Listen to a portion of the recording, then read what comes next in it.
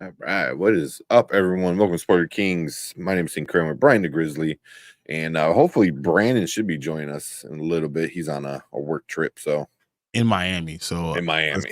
Let me know maybe how that goes. What's going on, man? nothing much. It's been long days. It's nothing better to come in and watch Invincible. Oh, wait a minute. We gotta wait a long time to watch one Invincible. I know it sucks. I've been trying to get caught up, like reread the comics. So, because I never bought them, I only borrowed them from the library. So, I think I'm gonna do that again. Wait, I am sorry if I yawned. I am exhausted. I mean, today was a long day at work, and I was just like, damn, tired. Nah, man, I got enough energy for all of us. We're good. Yeah, yeah. Luckily, I don't work tomorrow. What? So, dude, what the hell? Luckily, I'll work tomorrow.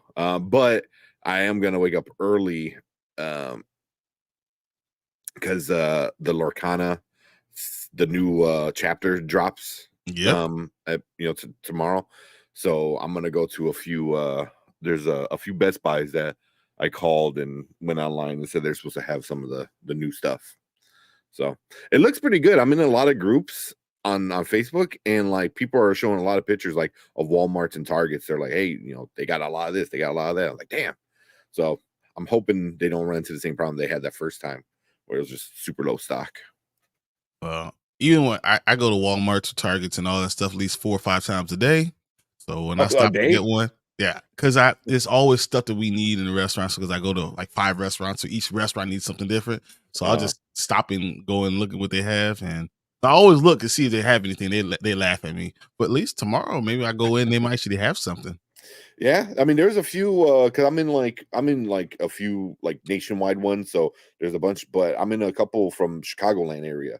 So it looked like Naperville had some, Elgin had some, So I was like, okay, I want the big boxes though. I want that big gift box and little trove thing. Yeah. So that's what I'm shooting for tomorrow. So yeah, so I'm gonna do that tomorrow, and I already got 3 of them for him right now. So if I get a couple more, send them all. Heck yeah. I'm trying to get. I don't know. It is a lot of fun, man. Collecting cards. I haven't done that in a long time. All I do is collect this stuff. Just collect. Plus, I went to the comic book store. I got my Amazing Spider-Man Craven's First Hunt, so I got the first Craven. I got finished all the rest of the Death of Spider-Man, so that was good. Which one? The Ultimate Spider-Man run? Yeah. Ultimate Death one. So I got all the rest of them now. And then it turned out they were all first printing. I was like, oh man, look at that. Who knew? Nice. I real quick, we got Drew in the house. What's up, everyone? What up, Drew? What's up, Drew? And then Matt Film Show. What's up? Hey, what's up, y'all? Did y'all go Black Friday shopping? Not really. I got some things, but nothing too crazy. I went to like 8 different comic book stores. See what they got. They're like, I just tell them, I just drive around and find stuff. And he's like, oh, just for you, I got this stuff. Oh, nice. Man. A box of stuff. There's this place in Oak Park that like it's like a hole in the wall. You can't even get around. There's so many comic books around. The dude is like a genius, and he's a whiz with comic books, and he has everything ever. Like, is it in? Well, so there used to be a comic book shop. I think it closed down though in Oak Park, on Madison. It was on Madison. I can't tell you where it was because well, this is like on the main street. You would know. No, it was a main street. But this guy, he said, he's been out since 1977. And he's like, I'm the oldest comic book store in the city. Wow. And I say he just has you ever been to Pickers? You ever seen Pickers? Like, it's like that. I think it's called One Stop Comics. It's One Stop Comics, and I think it's on Ridgeland. And literally, like that store, and he has like stores next to it, and it's just comics as far as the eye can see, like everywhere, everywhere. And there's like you have to climb over stuff and under stuff and figure out what's going on. That's crazy. I passed by that a bunch of times, like a bunch of times. I've never gone in. I'm looking at pictures on the inside. You are not kidding, man. You are. I was in there and just kidding. Holy crap! He's a cool guy. He knows so much about comics. He reads every run. The dude, he has this touch screen, computer screen, whatever, so you can look up stuff. So he actually had our YouTube page on there. He pulled it up. He said, "I'll leave it up here just to see people want to come and look at it." So, nice. Yeah, he's very, very cool. But this place is nuts.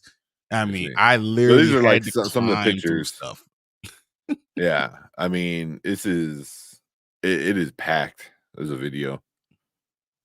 So I went down that aisle, but that's nothing because there's another room, like another whole like 4,000 square feet section. full Really? of comic books. Totally crazy. See, like the outside here, it looks like it's like all of this, right? Yes, it's everything. Wow. It's all of it. He owns all of it. That's awesome. The dude I passed by this a bunch of times, and I never really went in. I might have to go by because it's not too far from where I live by.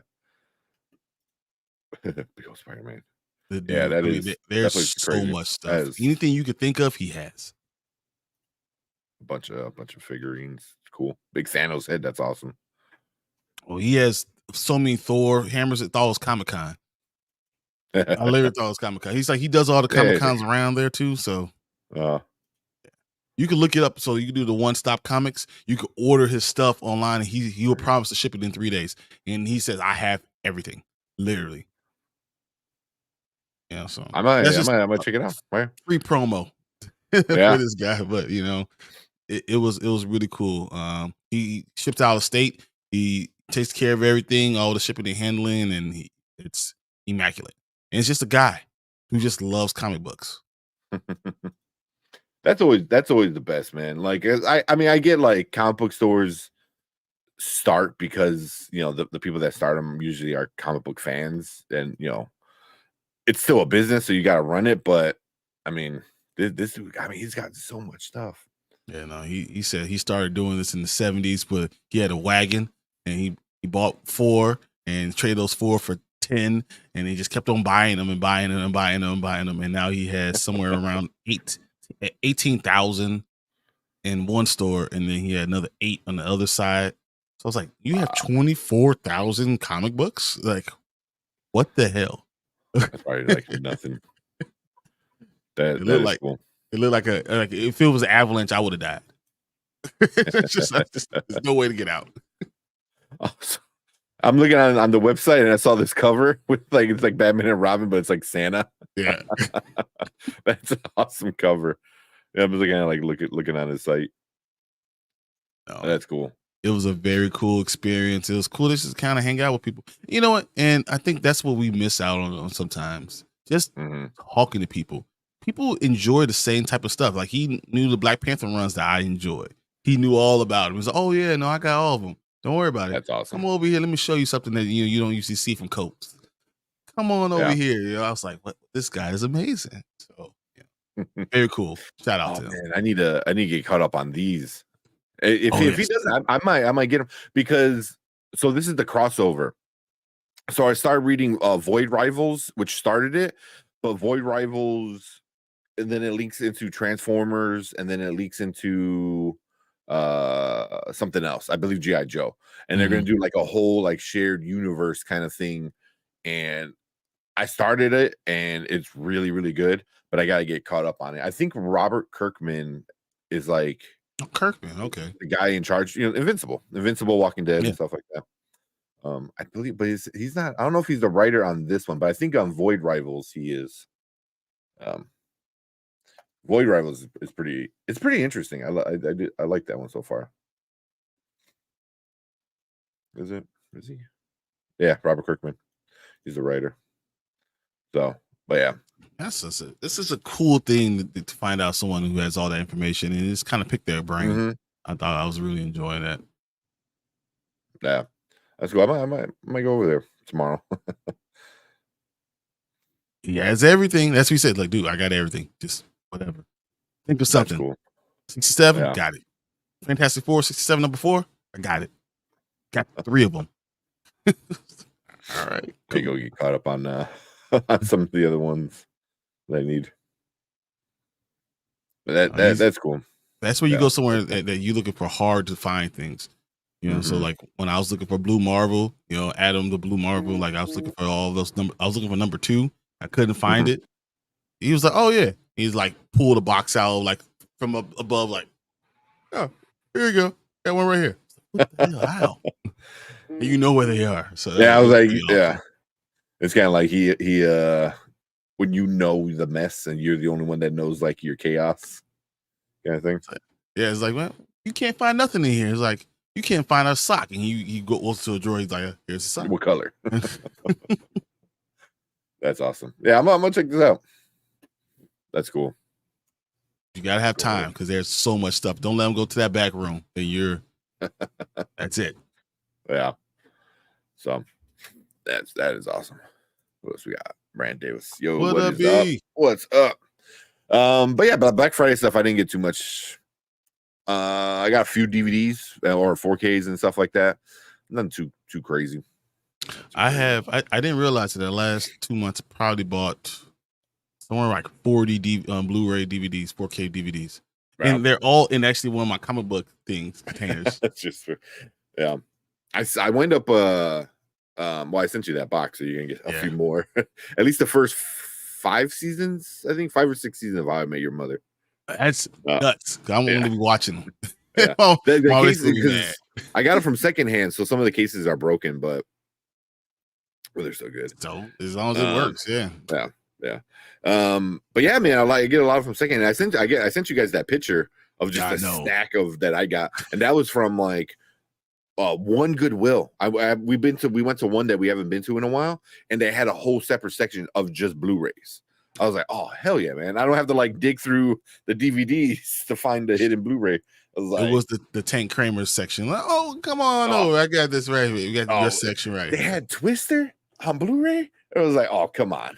We're getting that. Twister on Bluray. I have no DVD. I do now. Yeah, I didn't even know. So yeah, we let's see if I think it's they have the picture.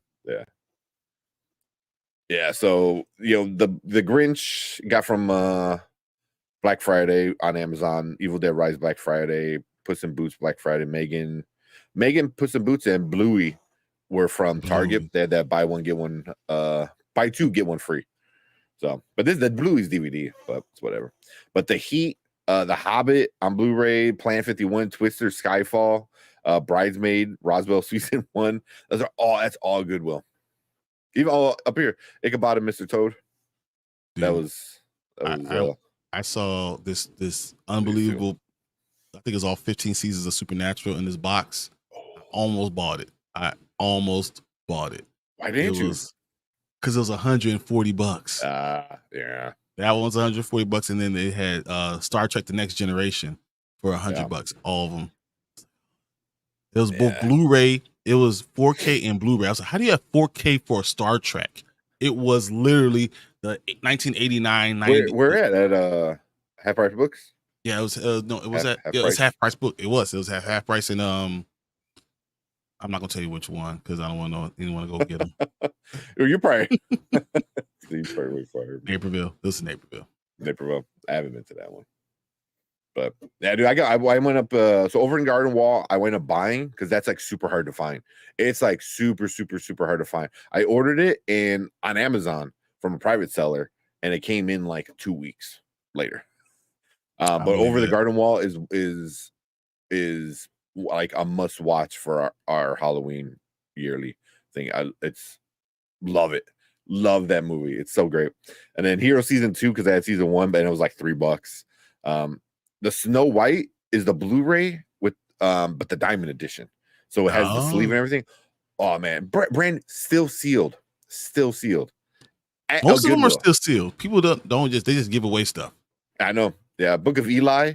That's a steel book, which is nice. Erica wanted Center Stage, World War Z. Hey, Center Stage is underrated. Center Stage is awesome. I've seen Center Stage like 15 times. Yeah.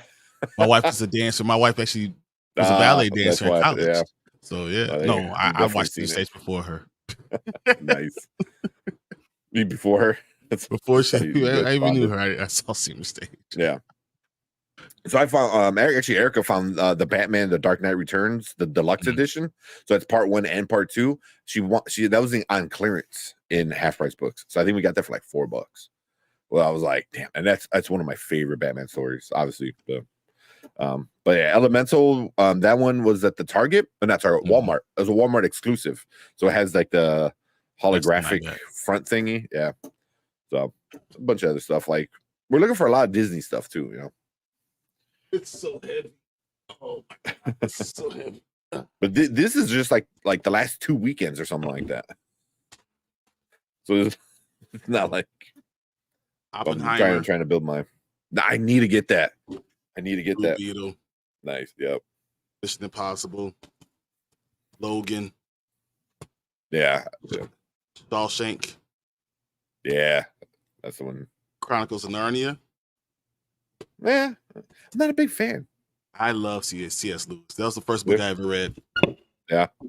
And Interview with a Vampire, of course. Oh, damn. I didn't even know they had season 1 out. Yep. I might have to get that. Ghostbusters Afterlife. Yeah. Batman Under the Red Hood. That's a good one. I got that one. Inception, of course. Yeah. Guardians Volume 2. I might have to give. 1. I think I have an extra Inception, so give one of those away. Haunted Mansion. I got the steelbook of that one. I have 7 of these now, guys. Nightmare Before Christmas. I might have to send. That might be what part of our giveaway. Yeah. At the end of the year. Is it Star Wars? Yeah.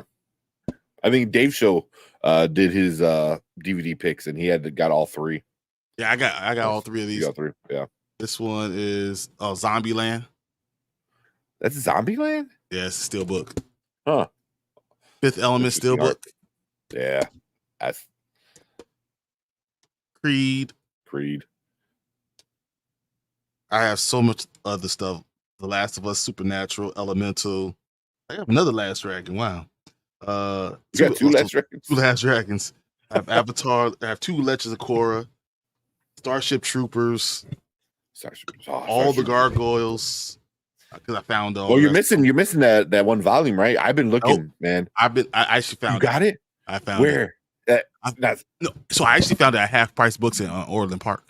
No shit. How much? Yeah. $18. I was like, man, that's a lot.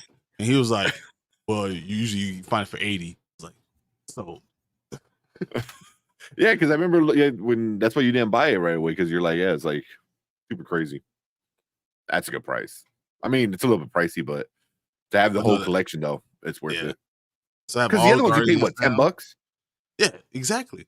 Yeah, for volume 1 and volume 2.2 or whatever. Yeah, 2.2. Yeah, it was so weird. But I mean, I have so many. Like, if we do a giveaway at the end of the year, I can give so many things. I just buy this because I like the same stuff all the time, and I end up buying multiple things of the same thing. Yeah, all the time. Yeah. So Erica, she winds up she went through all of our movies, and I forgot what app she uses, but there's an app so you're able to keep track of it. So all you do is scan the barcode, and like the art pops up and everything. So it's like, that's how it's like, my comic books. But then I realized, you know how hard it is to scan all these comic books. Yeah, So I've scanned now officially 1,500 comic books, and I've only gone through 3 of my containers. So I still have 1, 2, 3, 4, 5, 6, 7, 8, 9 more containers to go through. And so I'm like, that's gonna take forever. Especially the ones that you got to take out of the wrappings and stuff. Yeah. It's like on the back of it. I was like, yeah. So I got Inception when it first came out, and they put a copy of the script in. Ooh, that's cool. Dude, that's cool. Amazing. See, I love when they do those little extra things, you know. like a cell of like a one of the cells from the film, or like the script is really cool, like something like that. It's like that's awesome. But Inception, like you can have a copy of the script and still not know what happened. Still be confused. We'll be arguing about it forever. Yeah. Hey, have you seen the Furiosa, the Mad Max saga, the trailer? Is it out? Yeah, it came out 3 hours ago because I really want to watch that. Yeah. Do you like the Mad Max? I The love new Mad one, Max. the remake. I thought it was awesome, actually. Yeah, I thought it was really good. I love the way they did it. Yeah. You know, I thought Tom Hardy was a really good choice, like replacement for Mel Gibson's character. It's just like all the shit, like the Witness Me thing is awesome. Like, dude, I really enjoyed playing that. the guitar, the chase scene, Charlie staring is awesome. I love all this stuff though. Yeah. So shit. Ad rolling. See if I can find it real quick.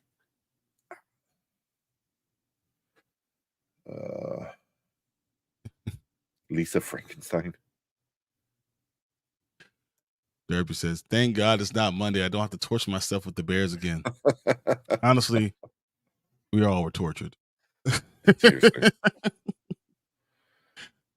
I'll save it to Sunday, but it was torture for all of us. Trust me. Oh man, Chicago beat Milwaukee. So. Damn, where is it? I'm looking for it. Oh, this we definitely got to do the Justice League Crisis. Yep, I have that up here too.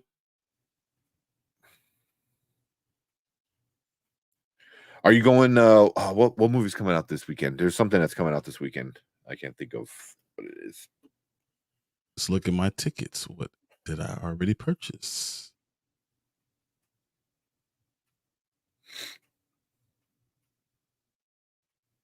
You should be able to find it just on YouTube. It's in there.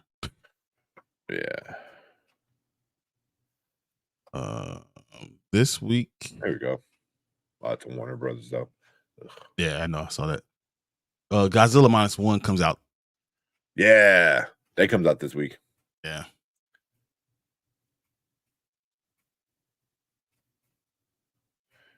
Yeah. I want you. If I go see it, I'm probably have to go alone because Erica don't. She don't like it. I'm like, what's Godzilla? I'm like, and it's like Godzilla in Japan. Like, it's gonna be awesome. Godzilla. That's awesome. All right. What other trailers? That one, I know.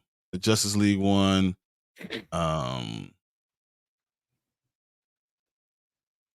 not sure this Griselda is. Yeah, I saw that on Netflix.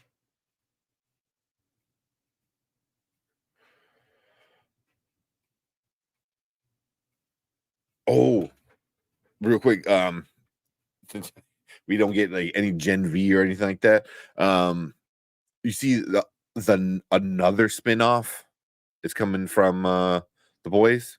What? Yeah, it's called The Boys Mexico. Like, okay, I believe that's what it's called, right? Let me see. The Boys Mexico. Yep, The Boys Mexico. So it's from the guy who wrote Blue Beetle and a couple other like kind of big shots. So at first I'm like, is this real? Yeah, no, this sounds like that. This sounds like that's not real. Yeah. So it's obviously Amazon. The Blue Beetle writer, yeah, Diego Luna and whoever, Gail Garcia Bernal, are gonna be like producing it and stuff like that, and help writing it. So, which is like they're all Hispanic, or all actually like Mexican, actors and stuff like that. So, yeah, it's gonna be interesting. I don't know. That's my question: is how's it going to be different? Which will be shot in the Latin America country, is working budgets. I'm trying to look because I know it's gonna be like obviously based in like Mexico and stuff like that, which would be kind of interesting because it's like we see how it's all done in America, like with all the money and big businesses and capitalism and stuff like that, and mixed with all the egos of the superheroes with all the money from all of that, and then you see how the kids. So it's like, well, what if we go to a different country where like it's not that crazy like how it is in America, but still close enough. Because doesn't he go to Mexico in one of the seasons, like season 2 or something like that, like Uh, Homelander? Because they're gonna like make their own version of V or something. I don't quite remember, but I remember him going to like Mexico and fucking shit up. I mean, that's just, but you think he does that everywhere, so that's why I'm like, That's true. okay, I guess. Yeah, You know, if it's good, I'll watch it. But I just want to know what is going to be so different about it. It's gonna be interesting yeah, though. See. yeah. I What mean, you? it's got good people attached to it so far, So I just, as long as it's good and the story is good, then I'm all for it. hmm Uh, you hear anything? Any about that about Killian Murphy being Doctor Doom? yeah. I From what I understand, it's like it's pretty much a done deal. There's Mhm. working out the details. Um, His that's life, perfect. like that look that he has, I Uh can see him as Doctor Doom, and he will huh. scare me a little bit, like just a little bit. Like he got That that is Unabomber look at him, like perfect. But that's kind of like what you want is like somebody who looks evil is also smart, he could but smile and scare you. yeah, yeah, yeah, yeah. And he's an amazing actor. So that looks really, really like interesting. I enjoy that one. I really like that one.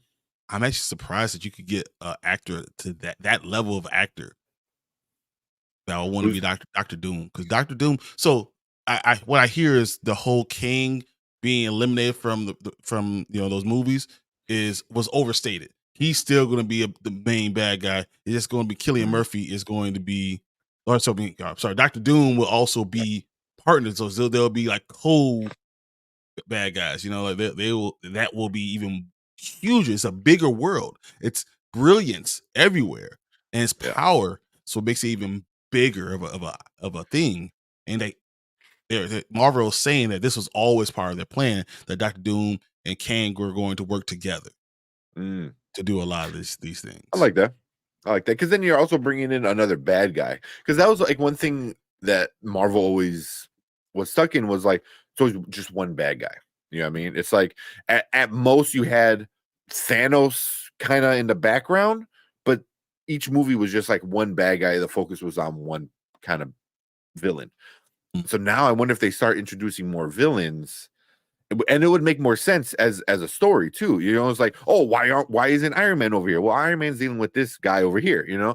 So it makes a little bit more sense because if it's just one villain pops up at a time, then why can't the Avengers just pop them off every time one pops up? But if you have two of these great villains, I Yeah, mean, that helps and helps with the fabric that keeps it connection for all these things too. So yeah, I'm glad that we're gonna have Kang and him, but it makes sense in the comic book. So because Doctor Doom's who creates Battle World. So like if after Kang eliminates all the rest of those all these multiverse, kills all the worlds, hmm you know, Doctor Doom is what creates Battle World, and he grabs all the people, and puts them all in one place. So I just thought that was a good idea in itself. I thought that he should have been there all the time. But I'm glad Kang is staying. yeah, I'm very happy about yeah. that. Yeah, so don't turn Galactus into poo poo cloud again, into a poo cloud again. Agreed. And then what's up, What Chill? up, How you doing? chill? Just finish your stream, man. Yeah, Um, I watch it on my other one right here. I was like, rewatch. done. Yeah, I watched the one from earlier today. I'm gonna probably watch that one a little later tonight or tomorrow. But it said King will remain. Today we learned the evidence against him will remain private. Yeah, I heard about that. Was that yesterday that the judge? No, so Um, the judgment came out today. So they talked about it yesterday. Like, is it going to be open? Are they going to see all evidence yeah, open, or are they going to keep it closed? yeah. Um, Which that yeah, it should be closed. Especially if you're yeah, bringing up crap that because it seems like they're just bringing up crap no problem. that has nothing to do with what this is actually happening. So if you're just trying to bring up circumstantial evidence to try to create a case, then trying to make you look bad, but it has nothing to do with what's actually happened. I don't want Mhm. that public. I wouldn't want that public, and that helps him as far as Disney. But if Just work in general, mm-hmm, because look at because what was I watching? I was watching I think I was watching John Campea today, and they were talking about the whole Amber Heard thing, and it's mm-hmm. like how everything being so public for those two actors, like it's going to be hard for either of them to find jobs, whether you agree or like or dislike either or both of them or whatever. There's so much information and just crap tossing back and forth. Like like You use Johnny those Depp won words. and stuff like that. Exactly. um, but like it's gonna be. But also Johnny Depp already had an amazing career and everything Exactly. like that. Amber Heard I think is it's gonna still be easier for him. for One, him. because he's a white male that helps him out, and he could be a douchebag. So now you put him in a movie to be a douchebag and an asshole, and guess what? It works out very well for him. Yeah, but I think most studios might just stay away from it altogether. And I wonder if like that was the issue of with Jonathan Majors is like, let's not make this public. Let's keep stuff private because I still have a career I want to have. And Jonathan Majors is an amazing actor. That's why seeing Jonathan Majors and Cillian Murphy together, holy shit, that Exactly. I was like, is how do you pull that amazing. together? That Amazing. Like the level of acting that will be going on during that movie will be just. yeah. I mean, Yeah. come on. Yeah. I really, really damn, I really like that. So and then there's a whole nother theory. I was going down a rabbit hole of like Kang and Kangs, Mm-hmm. and the one I like the most is that he who remains is the ultimate Kang. You know what I mean? Like he's not dead. Like he died, whatever, but like he already told you, he goes, I'm coming back, man. Reincarnation. Like it always comes back to me. I am he who remains, I am Kang. So I was like, damn, so I was like, I like that. I like that. Because then you get all the weird ones, but if he who remains is the main Kang, I like that a lot. I definitely want to see Jonathan Majors as Ramatut. I think that's going to be very, very cool to see, and that his acting prowess is so good that I think he can really bring gravitas to a lot of these other variants that we know about. And then what about as we go further along, I don't know, he's younger yet older, like he's been around longer but younger, and he turns good again. So like Kang could go against Kang. Kang is so like Yeah.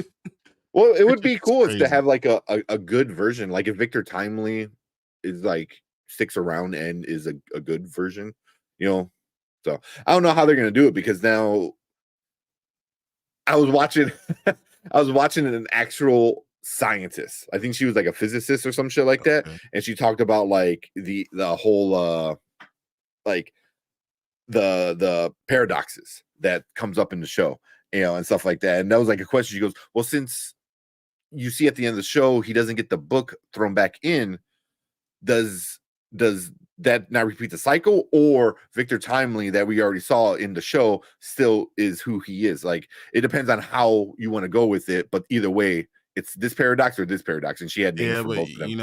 in movies they always go with the Back to the Future paradox.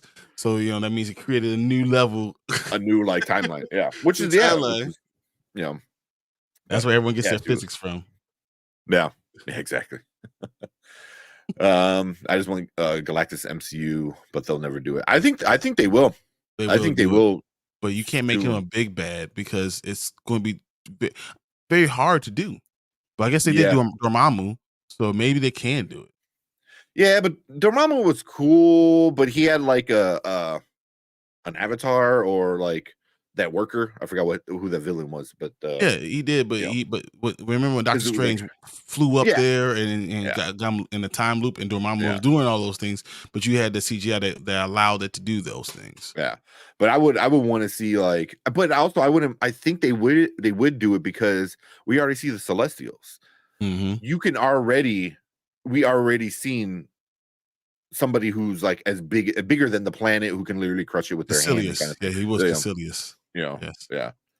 Caecilius, there you go. Yep, thank Caecilius. you, Yeah. Brandon. Yeah, so I think they could do it, and I wouldn't mind if they even change it a little bit where he is a celestial in a way or something like that. That makes Like, I, or he's a different part of it. yeah, yeah, You know, I could because see you them already have saying like things changing, and I don't mind the MCU. What the fuck? Sorry, cat scared shit. Thought I ran over the cat with my wheel. Um, and if they change things, I'm cool with it. Just as long as it makes sense in the MCU. You know what I mean? Like, it doesn't need to be too comic book accurate. I want it somewhat though.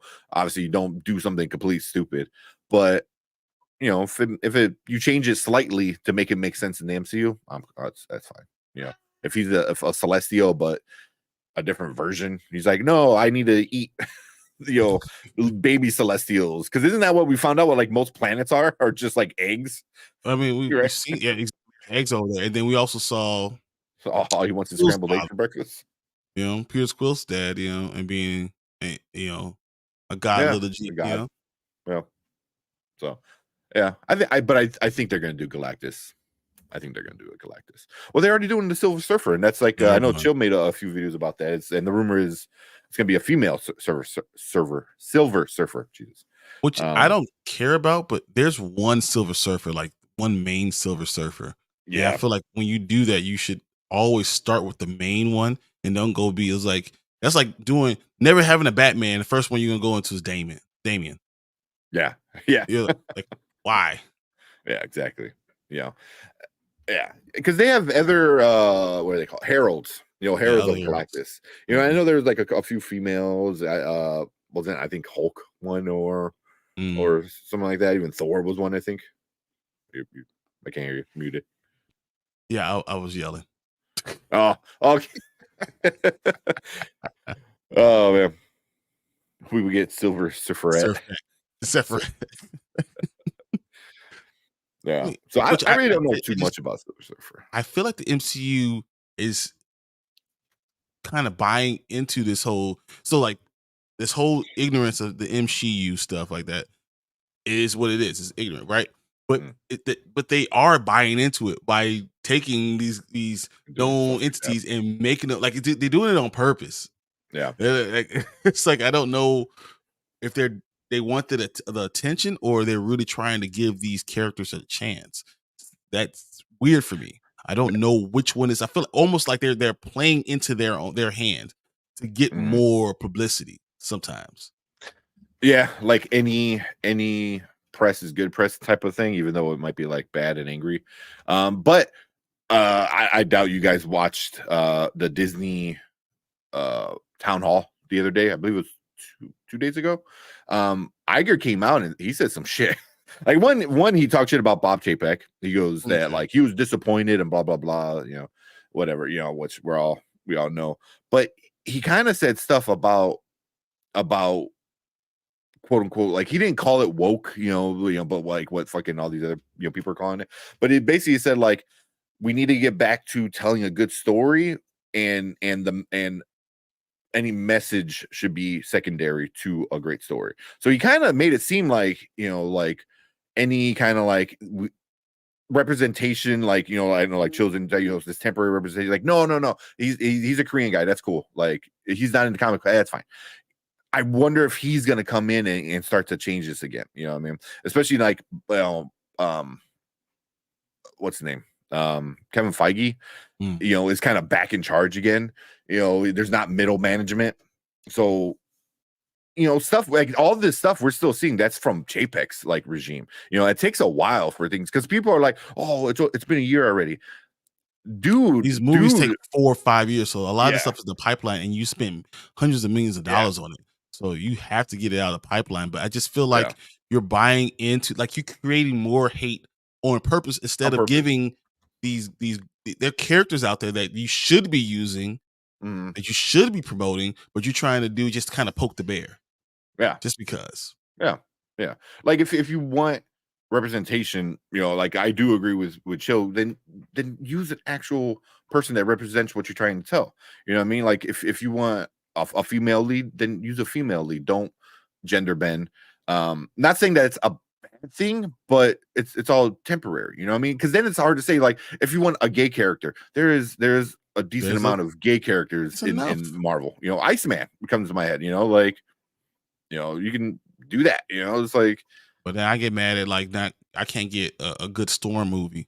I can't yeah, get a good Storm yeah, storyline. But you want to change everybody else, but I can't give Storm who should have been there from the beginning hmm, storyline. So those are things that bother me. Like yeah. these great characters, you should be able to use these great characters. What's up, Oh, Herb? what's up, Bert? Yeah, Chill said like Marvel became what they're accused of. yeah. I saw your video talking about that. Yeah, it's really, man.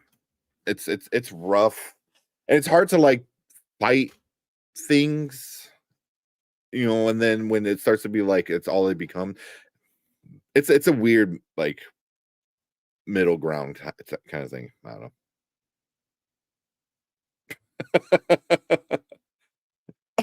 Why? That wouldn't even make sense. I, Why? I don't know if that's a joke or what, because there's what that didn't make They it. better not. That The doesn't even dude, make the kid's sense. like what, 8? Oh my So god. that wouldn't even make any sense. He's 6 right now, but they're Yeah, gonna yeah. age him up. But what if they do that? So then that whole storyline that I've been talking about Aurora and Black Panther, T'Challa's never going to happen. So like Yeah. I just What's up? you really don't care about any of the stuff that we like. Wait, I think I got one right here. No, I was gonna say you just went to the comic book store. Eh, I always got something. Oh, it's Civil War 1. Yeah. Or this is cool. Oh, that's a cool one. Yeah. The scrolls. Like it just or we got Black Panther in the crew. You can use any of those things. I'm just saying that there's so many storylines that we're just not going to get because of those things, If you decide and to go down. for Yeah. for no reason. And Yeah. that's why I just don't understand it. You have so many other things that are already there. Why aren't you using those things? Or even I said, when Storm and T'Challa took over the Fantastic Four. Mhm. That's a whole storyline that you can use. There's just things that you're going to be missing out on. Why? Why won't you, just let those be? Because we have characters that are great that we could just focus on that already have those characteristics. So why are you changing it up? I don't understand. Yeah. Like the Stephen Yeun, as Sentry. Mhm. Stephen Yeun's amazing actor. Ever since I first saw him on Walking Dead, from that first time I saw him, like, oh, this kid's amazing. And then Invincible, he's amazing. Oh, Invincible just as a voice he's actor. so great. So he's gonna crush it. But the problem is like, like there are actual Korean, characters, that he could be, and I think you can prop those up, Yep. Exactly. and do stuff like that, So I do agree with like that, because like yeah, there's a Korean person on screen, but it's not a Korean character. So it's like, Because I love when you have it's like a half a win, kind of, I guess. you want to have the backing, the backstory to be the star. Like you could go back and Mhm. I love this character, and now I can go back and read about this character and understand this character even more. Yeah, but Yeah, then you yeah, start reading about the character and realize, oh, it's not the character at all. yeah, yeah. You know, It's like, who's this? and I think that's what I'm saying. With Brandon says, I really don't see the issue with what this is trying to do. I think it depends on if you care about some of where all this information comes from. Care about the storylines, care about the character as is being developed, and not just what they're putting out there to you. Because they Yeah. have they have information beyond that. The character is more than what you just seen in a movie. It's 300 issues or something. And I Mhm. think that's kind of where it goes away. I don't Yeah. like that. Yeah, because you don't need to make a character a certain way just because you need to have that quota, quote unquote. Exactly. It's like, oh, I need to have it. Yeah, you check a box, and then it becomes even more difficult because now you're making a whole new storylines, a whole new character with the same character kind of thing, rather than if you want to check that box, there's characters that already have that. You know what I mean? And then you can prop those up, and then you don't have to worry about like, oh, what is this character going to do next, when their stories already like, oh, you can take inspiration from, So, and that's why like MCU takes inspiration from. It's not a one for one. Exactly. Sometimes it is ish, but for the most part, it's inspiration, and I'm cool with that. I feel like the things that make the character what the character is, that's what you need to keep with. But Thor being a god, you shouldn't change him into like a Smurf. That's where I draw a line. Like, if you want to just take inspiration for who he is, then let him be who he is. That's fine. Don't change what makes the character the character. That's I think where I draw a line, because then now you have no respect for any of the information, no respect for any of the comic books or any of the novels, novellas, all the other stuff like that. That's where I draw a line. Yeah. If you don't like, then you're not taking inspiration from Harry Potter, then I mean they had people up in arms about Harry Potter, but when you have something that has 50 years of stuff, it's not the same. Yeah. And it's not really that you don't read the comic books, because it's fine that you don't read the comic books, but you still need to understand that these are comic book characters and they have a lot of story. So now you're just taking all that and throwing it away because you want to tell this new story. But then when you're bored of it, and that's the kind of the thing I know Chill always talks about, when it's time for a reboot, or it's like this character is going to go back to being, straight or white or male or female or whatever you want to do with it, So if you're going to make a character gay, or queer, then have a character that's already that.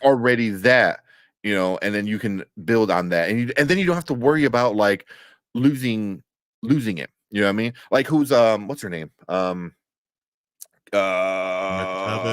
America Chavez. Like her parents. Two females. I think her whole like planet. At the time, was like all just like women and stuff like that. So women. Yeah. So that makes sense. Like, yeah, because now people being mad at her for wearing the pride flag, I think that's silly, because that's who that character is. You know what I mean? So, yeah. So that's kind of the difference for me. I agree, 100%. Steven Yeun and Beef and Minar was amazing. I really don't care for Sentry, so I'm okay with this. I also think Sentry is not this unbelievable character. They're not changing this amazing, unbelievable character, that could, how do I say?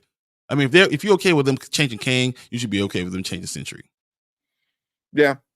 That's why I said I know he's gonna crush it. I know he's gonna do a great job. Give him an Anthony Starr big muscle suit, give him long hair, and he's gonna crush it. Don't get me wrong, because he's a great actor. So, but yeah. And then Beef, oh my god! I know me and you started watching Beef. So good.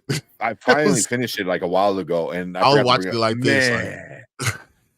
Man, and then Minari. Minari was a movie I watched because of the Oscar stuff. I really wasn't caring for it, and I fell in love with that movie. I fell in love with it. He was great. His kid was great. The grandma was great. It was such a really good movie. It was a really good movie. So I highly recommend Minari. Yeah. Did I hear that Henry Cavill is in the MCU now as Hyperion, or is that just a rumor? That is a rumor. Yeah. He would have been a great Sentry. You want to talk about Sentry? Like, Sentry is just Superman with some mental problems. Yeah. Like by what's it called? Personal bipolar. Yeah. Kind of bipolar, multiple bipolar Superman. Exactly what that is. Yeah. I mean, Hyperion works too. Don't get me wrong. Hyperion is very powerful. Yeah. Oh yeah. So but he's more like evil than Sentry. Sentry has like a good version and a bad version, and he's a Gemini. Yeah. This is Sentry, and then with the Void. The void, and then he's the void. exactly. So he's gonna flip back and forth, which would be, I think that would have been super cool for Henry to do, and that would have been such perfect. And then Another you can see character with the an eyes S. change, and then all of a sudden, and it's just, oh my god, that would have been so good. But another character with an S on his chest. It would have been awesome. That would have been so awesome. But I think that's a missed chance because I think MCU would have crushed it with it. Crushed it. Yeah. Saying yes, Disney should be respectful to the art though. That's all I'm saying. You should just respect what the character really is. Yeah. That's all. Yeah. Or just make a new character. Or just have a character that there's thousands of characters. There is. There's so many. Of them. Yeah. You all of them. Yeah. It sounds like Disney is checking boxes again. That's exactly that's a problem. Instead of checking boxes, give us a actual character that, of this descent that's great and make them great. Yeah. Spend the money. Who's it? Who's the Korean? Was it Sunspot? Sunspot. What the hell's his name? Sunspot. Yeah. He's Korean. So again, but he's a kind of a smaller character, but you can always, for me, it's like, oh well, no one knows him. Did you know who Groot was? Like, there's so many people. It was like no one knew who the Guardians were. Even no one watched the Guardians of the Galaxy. Come on, man. They weren't big. They weren't even in comic book readers. They weren't anything great or big until the movie came out, and then you're like, oh shit, it's Talking Raccoon. Like, yeah, it's Japanese. Is it? Is Sunspot Japanese? Okay, I thought it was Korean. So that the Tiger Division you can use. There's a Tiger Division street level heroes from Korea. Sunfire. Okay. Sunfire. I know it's Sun something. And also, I don't they overexpose his face so you can't even see like. Yep. So it's like white. Yeah. With stuff like that, if they ever bring in characters that are like that, obviously you would have to change, the design of it. Because you're not going to get an actor unless you're Deadpool and decide to make Brad Pitt invisible for 99% of the movie. So, see, there is a Brazilian Sunspot. Okay, but Sunfire is Japanese and Korean. There are street level Korean characters too. Mm. Oh, Sunspot is Afro Latino. Well, if you're from Brazil. You're most likely yeah. If you've been to Bahia, I've been to Bahia one time. It's amazing. Yeah, and then Jill said, the parents for America Chavez. I'm assuming that's what you're talking about. They're so far in the background, I don't consider that even being impactful. True, but it's something that shapes the character, though, doesn't it? But you can always revisit it. So I mean, like, and that's for me, like. You're not changing the character, you're not killing the character, you're just not really talking about them that much, which is fine for now. If you avoid it forever, then it becomes a problem, because her parents and her backstory isn't the main issue or the main story of that movie. So once she gets like a Disney Plus show, which I think America Chavez, a Disney Plus show would be great. Or if she gets her own movie, then you could do it. Why they should not have killed T'Challa? You could have easily just left him alive.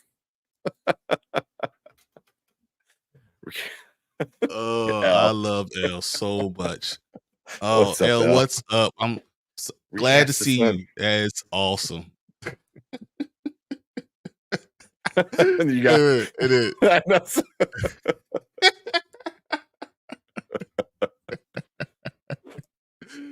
Oh man. But Jorge did say, I still hate that Sunspot is white in basically all of his media appearances. And that's what you should be looking at. The way you depict the characters that are supposed to be these characters. Take care of those characters the right way. No. How about that? Instead of changing all these other characters. Yeah. And Chill says, but America Chavez isn't the lead of anything. And it's almost like she was a throwaway character. They're treating her that way. She's like a fairly new-ish character, wasn't she? Is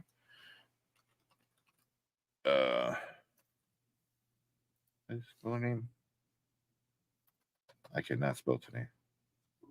It's because you're sleepy. That's all. Man, I'm just waking. I should have made some damn coffee before Hey, Zach, what's up, Zach? Yo, My what's boys up, are Zach? live. What's up, man? We got into a comic book talking about stuff, and then we went from there to somehow representation. And of course, Chill shows up. Yeah. So America Chavez was created in 2011. So she's still a new character, like new character, like super, you know. Yeah, I think they only like redid her origin once already. They had her original origin, and then they I forgot what it's called, retconned it, you know. So you know, not full retcon. They kind of like yeah, this still happened, but it was really like this going on in the background of that kind of shit. But you didn't have to. That's why once again, you didn't have to. I don't understand why people why they go certain ways, or I do understand, and they try to pretend like it's something else. Yeah. Without saying what I want to say. Yeah. The migration is tracking for 11 to 15 million, which is pretty good. This year has been not good, not kind to the original animated films. Well, let's hear a big one. Mario, really. Yeah, but migration looks good. No, that's true. It's Elemental will be the one that's original. Yeah, but migration looks good. It looks fun. You know, although like as soon as I heard Aquafina, I was like, really? You know, yeah. But come on, you know that's what they go with. Yeah. But it looked good. It looked cute. I saw the trailer, for Wish, and it looked good. Like that was the first like real trailer I saw. I was like, it's cute. I like it. Hey, don't tell everyone about Wish because me and you both like it. So. I know. Dave Show was with us. Dave Show liked it too. Brandon said, "Did you guys ever hear the joke? MCU's first Latino character and her power was crossing borders." Wow. Wow. Oh, that's so funny. Bad. I didn't even think about that. I like what Chill says. All I'm getting at is not to celebrate the crumbs. That's all. But I agree. Give title characters an opportunity. See how it goes. Yeah. I can see because I really like the I forgot what her name was. The chick who played America Chavez. I think she looked the role. She was great. She's obviously going to be in the Young Avengers that they're going to set up. You know what I mean? So, or are they going to do the Young Avengers? Even if they even do it, yeah. I don't know. If that happens at all. I think they might, but we'll see. But yeah, there you go. Gomez. Yeah, she was cool. I enjoyed her. I think she enjoyed being the character too, which is always a good sign. They should have written her better and give her actually a good part. Like I feel like the part wasn't much. It should have been more. Yeah, because she seemed like she was an orphan basically, but like an interdimensional orphan. So she was just bouncing around everywhere and kind of, not really doing much and figuring out who she was. Which, like I said, if that was the introduction, I was okay with it. But what do you do with the character next needs to be impactful. Because if you just do that again, then that means you don't care about this character. That it's literally a check box. They don't know about the character, Tank. Yeah, they don't know about the character. Yeah. Shit, I caught your live stream earlier with the lawyer guy. Interesting developments. Yeah. Because you know what, you're doing a really good job, Chill, with giving all this information about it. I'm hoping for a quick trial. I'm hoping for we're talking about 8 days and we're out, and they figure out that you really have nothing. Yeah. But I'd probably be at the quickest, probably a couple. Well, Brian hit the wrong button. He completely left. But I'm probably thinking like at the quickest, it'll probably be a couple weeks at the quickest. Because I don't. Well, that might be something that you asked the guy you were on with, like how fast a trial like this usually goes. Because they said I heard it could go as short as a week, couple days, whatever, and as long as weeks, and they could just drag it out and drag his name through the mud, no matter what's going on, to just ruin his reputation in any way. So I thought that was interesting that that people are saying that. Yeah, yeah. Which is why I like the stuff being private. Like, not everything needs to be out in the public, because then it turns with famous people. Because really, with the Amber Heard and Johnny, they're two famous people. Now it's one famous person versus a nobody. No one knows her name. So now it becomes like a court of public opinion kind of thing. You drag his name through the mud because what is he gonna? He's not gonna drag her name through the mud. The only thing she's gonna do, she's gonna go back to England and be cool. Yeah, exactly. So things being hidden are definitely, But I think the prosecutors would use that in public opinion to just try to assassinate his character instead of focus on what is actually going on. The actual accusations. Exactly. Yeah, that happens a lot. Yeah, Mario doesn't count as original. Come on, bro. Yeah. No, you're right. You're right. Zach says, "Wish was good." I feel like it was. It was.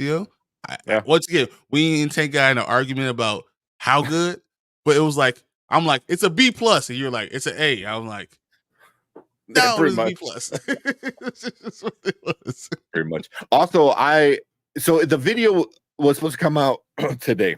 I worked on it. I worked on it for a while last night because me and you go on for like a pretty long argument. So right off the bat, I cut that out, which is like 15, 18 minutes right off the bat, because it's just, it's me, you. Yeah. And I cut it down because and then the app crashed and I lost everything. It was like 1:30 in the morning. And I'm just sitting there looking at my computer. I was like, I want to punch something, but I'm just too tired. I was like, I'm going to fuck it. Yeah. I'm just like, I'm going to bed.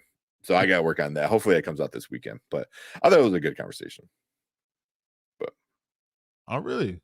Apparently a finalist of Dancing with the Stars. There you go. So I feel like Zendaya is the only person to make it big from that show. What show was she?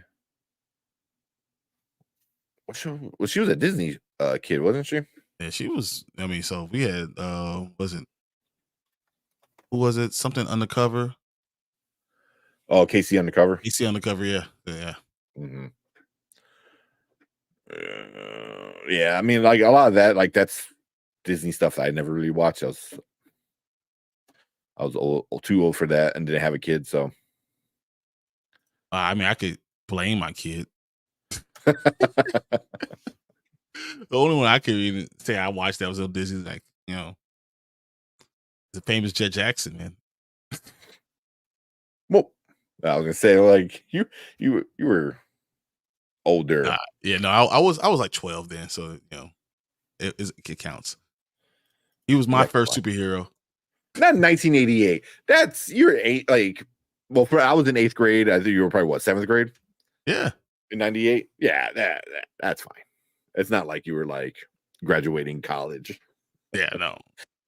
And watching it. I was about to say that Lee Thompson was awesome, man. I loved him. I loved him. Ugh. Oh well. What's up, Kyle? Spoiler crew. Zach, what's up? Going through all the stuff. But yeah, I was in Zach. Not Zach. Well, Zach Attacks was with Zach Galler. You gotta pronounce the last name.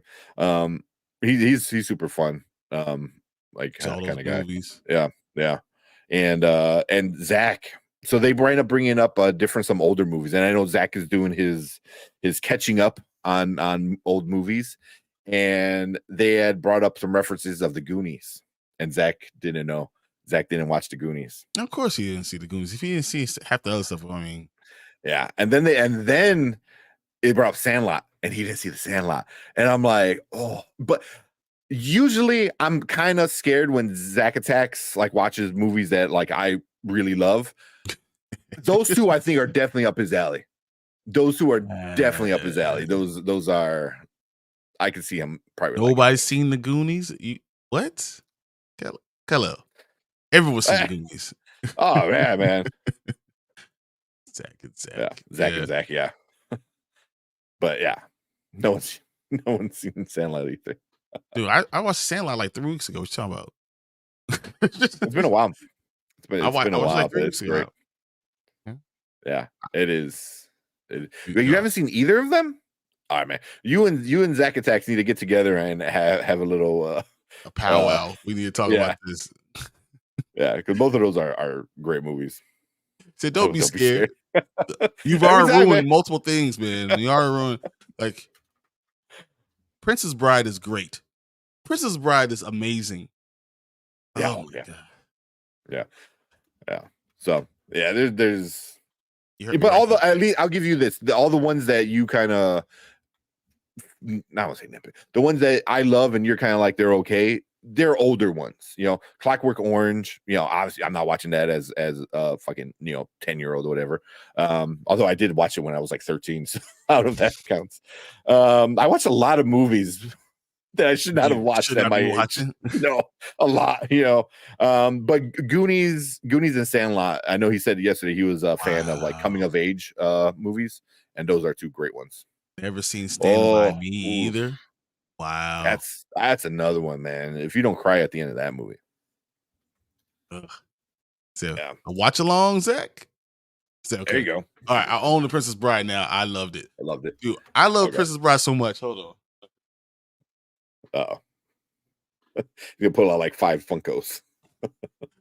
Oh, nice. Hello, my name is Inigo Montoya. That's awesome. My father ready to die. That is awesome. I do like that. Yeah. What? Wow. Wow. Never heard of Stand By Me. There hasn't been a remake, was there? Oh. Go make sure I tell you that's the right one. Yeah. I see Boys in the Hood though. I've seen all those movies, man. I don't know. I saw them in the theater. I saw Juice in the theater. How about that? I saw Juice in the theater. That's why I went. Come on. Stand By Me. There you go. 1986. River Phoenix, Will Wheaton, Jerry O'Connell, Corey Feldman, Kiefer Sutherland, John Cusack. Yeah, that is talk about coming of age movie. Yeah, there you go, man. Those are definitely, if you're gonna do some. You also have to realize that coming of age, you have to be the right coming of age. So coming of age movie could be for us a little bit different. That's true. Yeah. But I would say Stand By Me is a lot more serious. It is. It's very serious. Than compared to like Goonies. Goonies is very kind of goofy. Sandlot is not Boys as goofy. Boys in the Hood's in the same genre, man. It's just on the other side of the track. Yeah. Yeah. For Stand By Me and Boys in the Hood. He's right. Juice was a coming of age story. It really was. I got that juice. I wasn't a thought in 1986. We were already. I was born in 85, so I was a thought in 84. I was born in 85. So come on. Yeah. And he said, "You old." There you go. We are old. There you go. Do Stand By Me. We said Boys in the Hood and Blood In, Blood Out. Get all the cultures in there, man. Get the Latino culture in there. Get the white American culture in there. Get the Black American culture in there. Get them all, man. Blood In and Blood Out is awesome, man. That is, but it's kind of. Oh man! Oh my god! Oh, Ricky! Hey, what's up, Martin? Hey, hit the like button. It's free. Yes. Speaking of Martin, guys, please look. We do our football show, Dynasty Pylon. I told him next time we get enough people, I want to ask you guys, if you guys were trying to get to 350, I want to get to 350 in the next 2 weeks. If you guys could just go to YouTube, go to Dynasty Pylon, DYNASTYPYLON, and subscribe. You can turn off the bell notification. I just need us to get to 350 right now. Trying to push this for it is one of my favorite things to do is talk about football. I love talking about movies. I love talking about comic books and talking about football. It's so much fun. I have so much fun with Mark and Martin, and the times where Kramer can actually come in and do stuff. I'm there on Tuesdays, man. No. Me and you are Tuesday all the time. Yeah. On Sunday morning. Yeah, Sunday morning. Yeah, but yeah, we have we're mostly live kind of stuff, but a lot of it's not just Bears. Me and Brian, we bitch about the Bears every Tuesday, but we do that, but we only do it for about 25 minutes. After that, we go back to the rest of football. Come on. Yeah. So we talk about IDP, talk about rookies. I mean, you guys really get into it on Wednesdays. Yeah, man, you already talking about college players for next year. So yeah, if you're definitely into fantasy football, if you're just into football, love hanging out about that, you guys do the Gridiron Heights watch along. Gridiron Heights is one of my favorite things doing every day. Oh man, I never knew about it until Martin started watching it. I'm like, this shit's hilarious. It's what's the basketball version of Gridiron Heights? It's made by the same company. The game of Game of Zones, I think it is. Game of Zone. Yeah. But yeah, definitely check that out. Man. So if you guys get a chance, please, trying to get subscriptions up. So please, Dynasty Pylon. Thank you guys. Back to your regular covered show. Zach, have you seen Juice though? He said I did Juice on Throwback. Yeah, you did have that. Yeah. Wow, someone kept pushing Monster Squad on me, and I didn't like it. And so that's why I don't tell people what the things that I love. I don't want you to watch, because if you tell me you don't like it, I feel a certain way about you. Something I love. Like someone came to me and told me I don't like The Lion King. I'd be like, man, I mean, you can't be friends. That's just facts. Yeah. The Monster Squad was okay. If you don't like it, I get it. I 100% get why you wouldn't like it. It's not one of my favorites. I watched it, but I was kind of No, like I don't hate it. You don't like Shaft. I mean, you can't probably be friends. If you don't like the famous Jet Jackson, we can't be friends. That's the line I'm at. We can't be friends. We can be acquaintances. We cannot be friends. And I want people that are my friends. Jet Jackson, Lion King, and what was the other one? What was the third one? Shaft. I need Shaft. There you go. You don't like those things? That is such a... I'm all over the place. Come on, we all know that. And I can understand The Princess Bride, but we probably can't be best friends if you've never seen it. That's what it is. Princess Bride. That is great. Hello, my name is Inigo Montoya. Killed my father. What's you got? I am going to be disappointed in that review, Zach. Did you show Tupac respect, or did you New York bias get it away? Did you let your New York bias? I'm trying to remember. I think you did. I think you said right. You correct me if I'm wrong, Zach. But you can't. But yeah, I mean he was great in it. He was great in a lot of Above the Rim. Oh my god. Poetic Justice. Yeah. I just saw a clip of that today for like some reason. It was like it just random shit shows up in my like Instagram feed where the two guys find the baby mama with the third guy and they beat the shit out of him. Dude, Poetic Justice with Janet Jackson changed my life. Yeah. It really did change my life, man. That was awesome. But yeah, he played the same character, but he did it really well. What's you got? Said, what's my name? Damn right. Tupac was fantastic. Tupac is great in all. He plays himself, but he's good at what he does. The stuff you see with him, he was good. Gang related. Hey, he said Zach finally said something right. All right, we had some fun. Let's watch a trailer. We'll watch School Chase. Yeah. All right. So I got two up right now. I did want to. I got put a pin in this one. Some Deadpool 3 rumor. Yes. Oh man, I'll do it. I want to talk about Deadpool 3. I have a lot of stuff about Deadpool 3 because X-23 coming back. Let's Yeah, that's go. exactly what I'm saying. I was like, damn, how old am I? Like, I know. she's a grown woman. I'm like, that's why I remember the first time seeing her. They're like, oh, Daphne, was it Daphne Kinnan or whatever her name is? Mm-hmm. I'm like, who the fuck is that a picture of? I'm like, holy shit. I'm like, man, this feel like, because now she's what, 20 something? Like, and she is a grown woman. I was like, that is not a little kid anymore. Because she was also in His Dark Materials.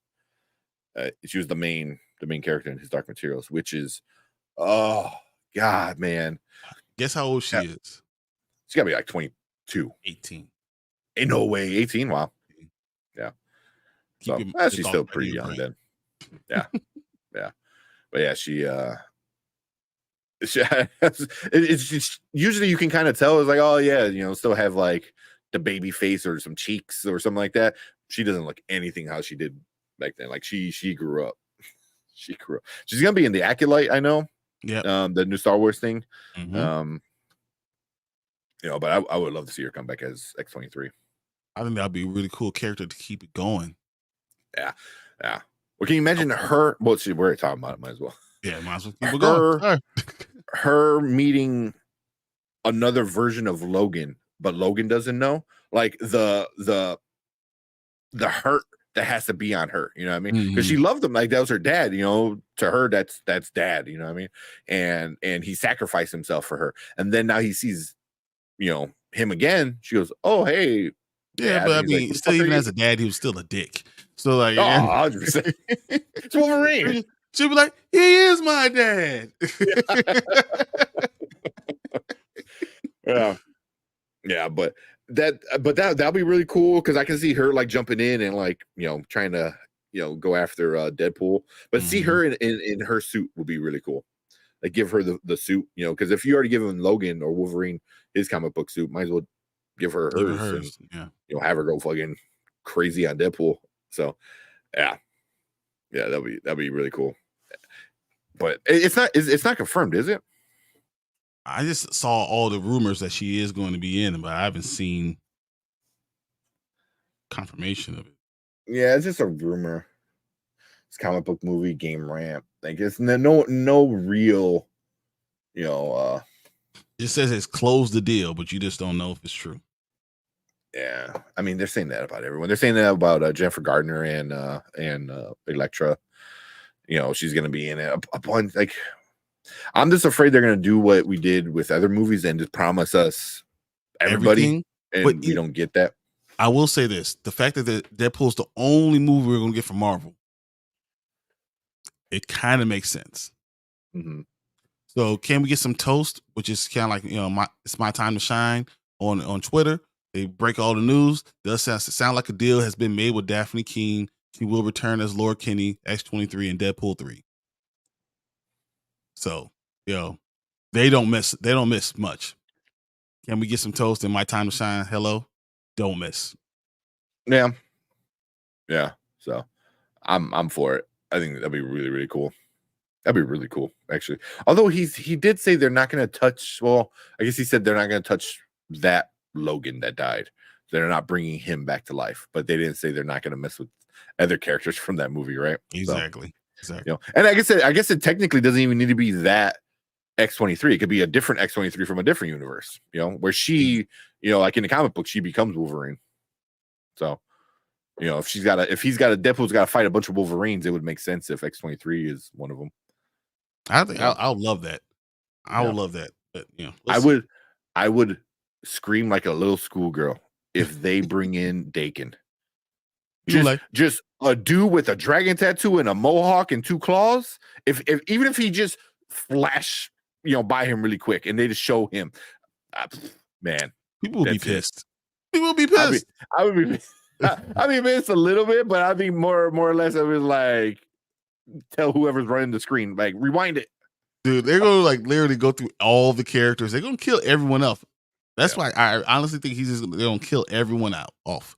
And it's gonna be really cool just to see everyone. See Method Man, come in like just. I mean, yeah, like yeah, maybe, but I mean, yeah. If anybody's played a character in the X-Men from Fox, I can see them. Bishop I can legit seeing them in here, or any Marvel character under Fox that wasn't MCU.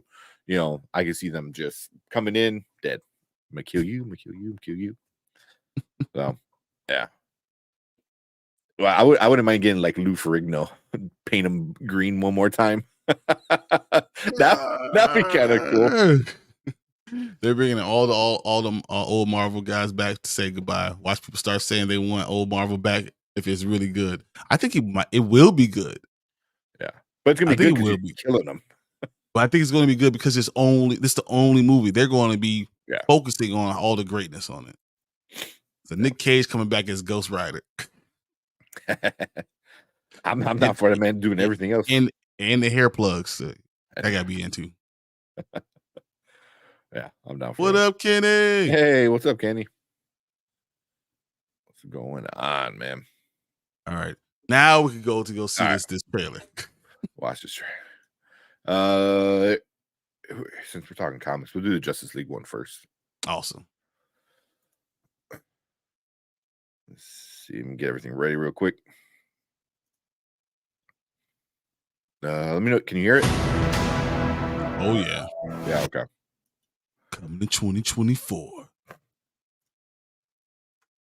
The trilogy, which that's even cooler. All right. Let's get this one going. All right. What is up, everyone? Welcome to the Spoiler Kings. My name is Tim Kramer. I'm with Brian the Grizzly, and we are going to check out a new trailer, Justice League Crisis, the official trilogy trailer for Crisis on Infinite Earths.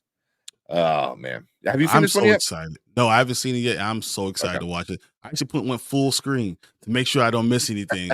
So I'm ready. I think it's only 43 seconds. It says it's a trailer, but it feels like more of a teaser. But yeah, we'll see. But yeah, let's check it out, and then we'll talk about it.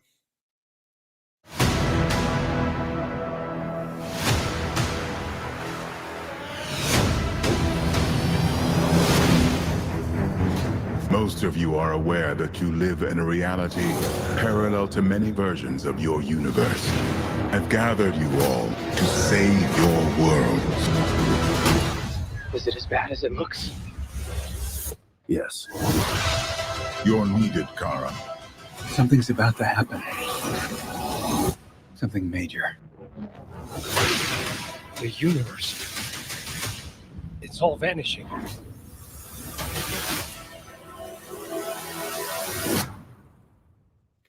Okay. So nothing too crazy. First of all, it's one of the greatest lines. Like Crisis of Infinite Earths is one of the best things you ever have for getting rid of a multiverse, going down in one place and a reset, a soft reboot. It is awesome. That and Flashpoint are probably my two favorite ones. Just rebooting something, and I think they can do it well because they know how to do it animation wise. Why can't they make a real good movie that's in live action? I don't know, but animation, they're excellent. And the fact that they're doing this right when Marvel's trying to get this Kang Dynasty and trying to get Battle World off the ground and all this stuff, is awesome. I love the fact that that's happening. And I can't wait to see all these characters. It's going to be very cool to see everyone. You're going to see the Green Lantern Corps. You're going to see multiple Supermans, multiple Batmans. It's going to be awesome. I hear we got Robin Batgirl back there. I'm not sure who that is. Blue Beetle, but Cord. Mm-hmm. Green Arrow. Looks like Black Lightning back there. Back here, yeah. So okay. I mean, it was Aquaman right there. Well, that must be who that was, right? Probably. Well, no, that don't look like Aquaman. But yeah, you got two different Superman. So it looks like the style of the newer DC cartoons, which I like. Like Superman All-Star, I think was that All-Star? The last Superman movie was really good. But that was that was the reset point, which I love why they do that, because they did a bunch of animated movies, and then they ended with Justice League Apocalypse, and in that, Flash goes back and resets it, and then that's how it kind of ends, which is great. And then they restart with this new like Superman movie where he's younger and stuff like that, and I like the animation style. So why can't they do live action? What is wrong with them? Oh, yeah, we got Arrow, Green John Arrow. Stewart over here. I know who's getting married. Who's that? Is that Barry Allen? No, because he's wearing purple. You know, I'm not sure. Oh, it might be That makes sense. I think it's Barry Allen. Barry Allen. Barry and Iris Maybe. West. Iris, yeah. I forgot what her name was. What was her name? She was in the live action other one. She has like animal powers kind of shit.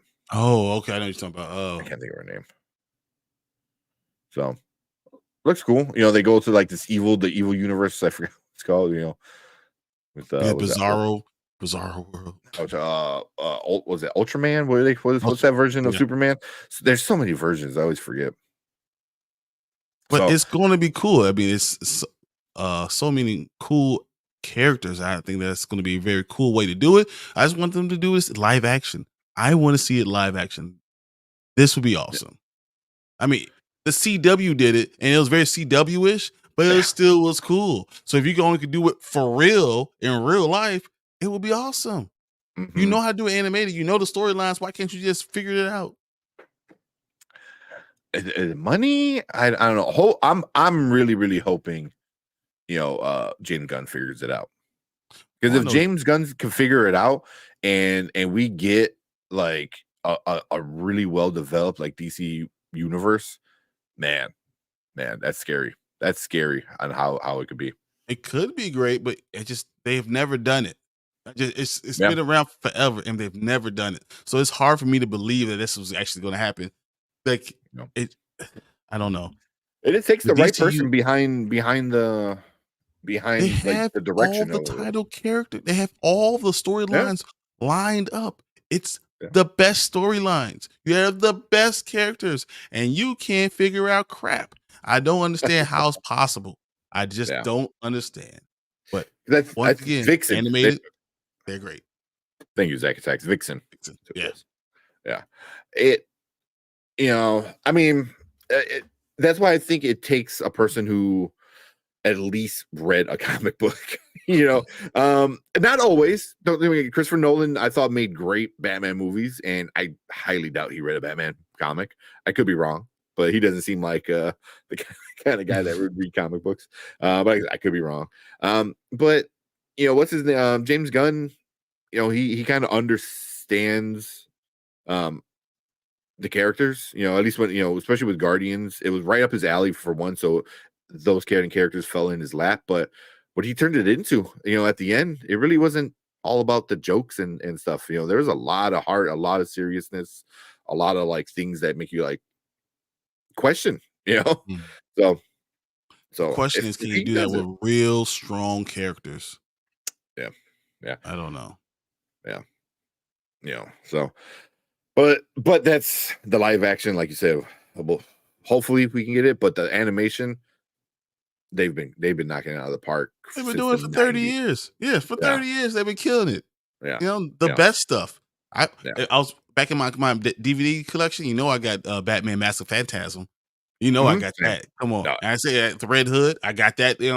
They make great movies. Mm-hmm. Yeah, if only they can make great live action ones. Yeah.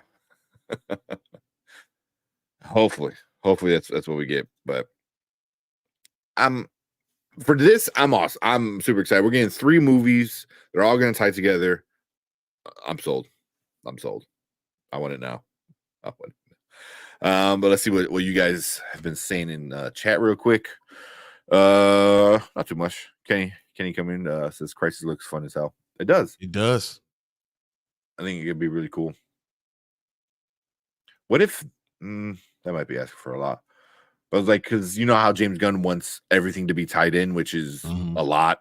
That's a lot. But what if like this kind of resets the DC universe for that restart? Not the full restart of everything, but at least the restart of not like this Infinite Crisis ends and then his DCU begins. You know what I mean? I'm not saying this movie is going to start the DCU, but it's going to end this version of all the animation. But nothing. But like, at least because the DCEU is ending this month with Aquaman. Is this trilogy going to be the end of the Warner Brothers animation? And then we have a full reboot when he released that first Superman movie. Now here's the new DCU animation. That'd be cool. Maybe I'm okay with that. Kenny said Flashpoint Paradox is my favorite DC animation. That is great. I love that movie. Flashpoint Paradox. Story. No, it's the best storyline. I have all the comic books. The best storyline. Very cool. Great way of telling a story. Make you feel for Flash, and just it explains it so very well. Explains why you can't just go changing things, and it's awesome if you can only do it right.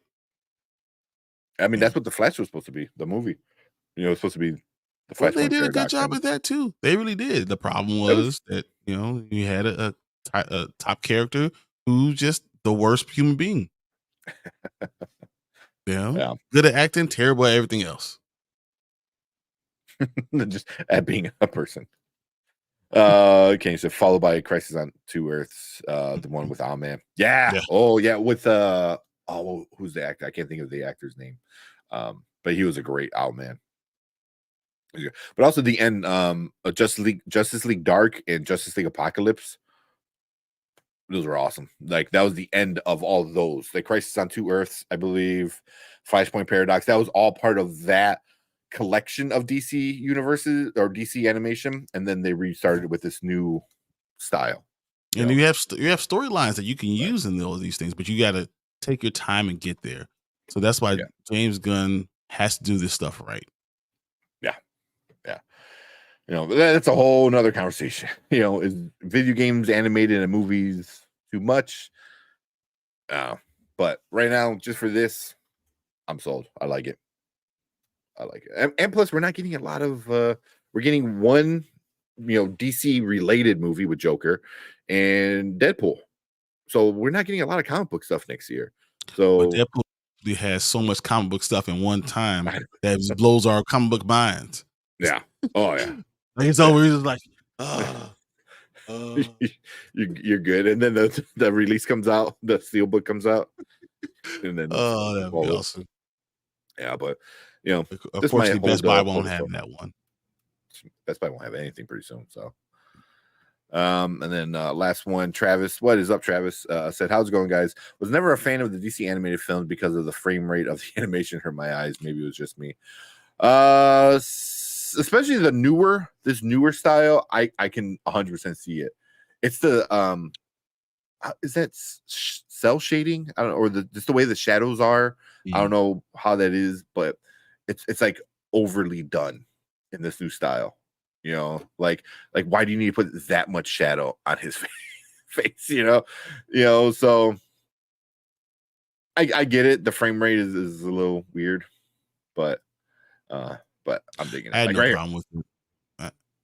But I like it no matter what.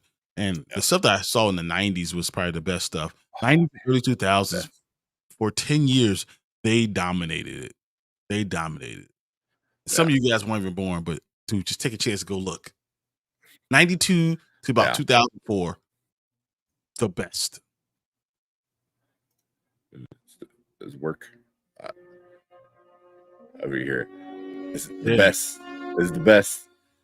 Like all you need is the little horns, the little trumpets, and you already know what it is. So, the best animated stuff. DC knows what they're doing. Yeah. Yeah. So, Travis said they have a lot less frames than regular animation, likely for budgetary reasons, probably. So it creates almost a strobe effect on your eyes. Like I said, yeah, I see that, especially in that last Superman movie, anime movie. I definitely saw that. Just make the live action movie already. Yeah. Meanwhile, little Mary Batman looks really good. Yeah. We have a review, so go check that out. I'll put a clip up here for it, so you go check out Merry Little Batman. Looks a lot of fun. Everyone enjoyed much of DC animation post-apocalypse / dark movie. They really haven't made many. Yeah, you're talking about 2 movies now. So I think they did the Wonder. They did like maybe 3 that I could think of off the top of my head. But yeah, none of them really. The Long Halloween was an amazing storyline. So, exactly. But it was dope. And then they split it into 2 parts too. So, but all right, cool. I think that's it for us talking about this Crisis on Infinite Earths, the animated Warner Brother animated stuff. Curious, definitely hyped. I do enjoy all their stuff. I think it looks cool. And in a year where we're not gonna get a lot of comic book stuff, that this might be. Animation might be the way to go. Yeah, I think we're gonna get this. I think that towards September, I think we're gonna get Beyond the Spider-Verse. I think that's hopefully, and I think the Joker are the only things we're going to get. And I don't call the Joker a really comic book movie because it's not really. Yeah, it's its own thing. It's not really. Yeah. But cool. But leave a comment down below. Let us know what you think about Infinite. Shit. My cat tried jumping on me as my arm moved, and he scratched the fuck out of. I'm sorry, man. Scratched the shit on my fucking leg. Hey, we're keeping this all in this video right now. Dad. Dude, he turned red. Oh, it's so fucking bad, man. Right when we get like the most views. Oh, that hurts so bad, man. I'm fucking bleeding. He said, F your couch. F your leg, man. Your leg. Oh, buddy. Shit, man. Dave Chappelle stuff. Oh, I know. Gosh. Oh, shit. I just no, man. Fucking cat. All right. Take 2. I know, take 2. But leave a comment. Say, I get Nick Fury, man. Fucking every day.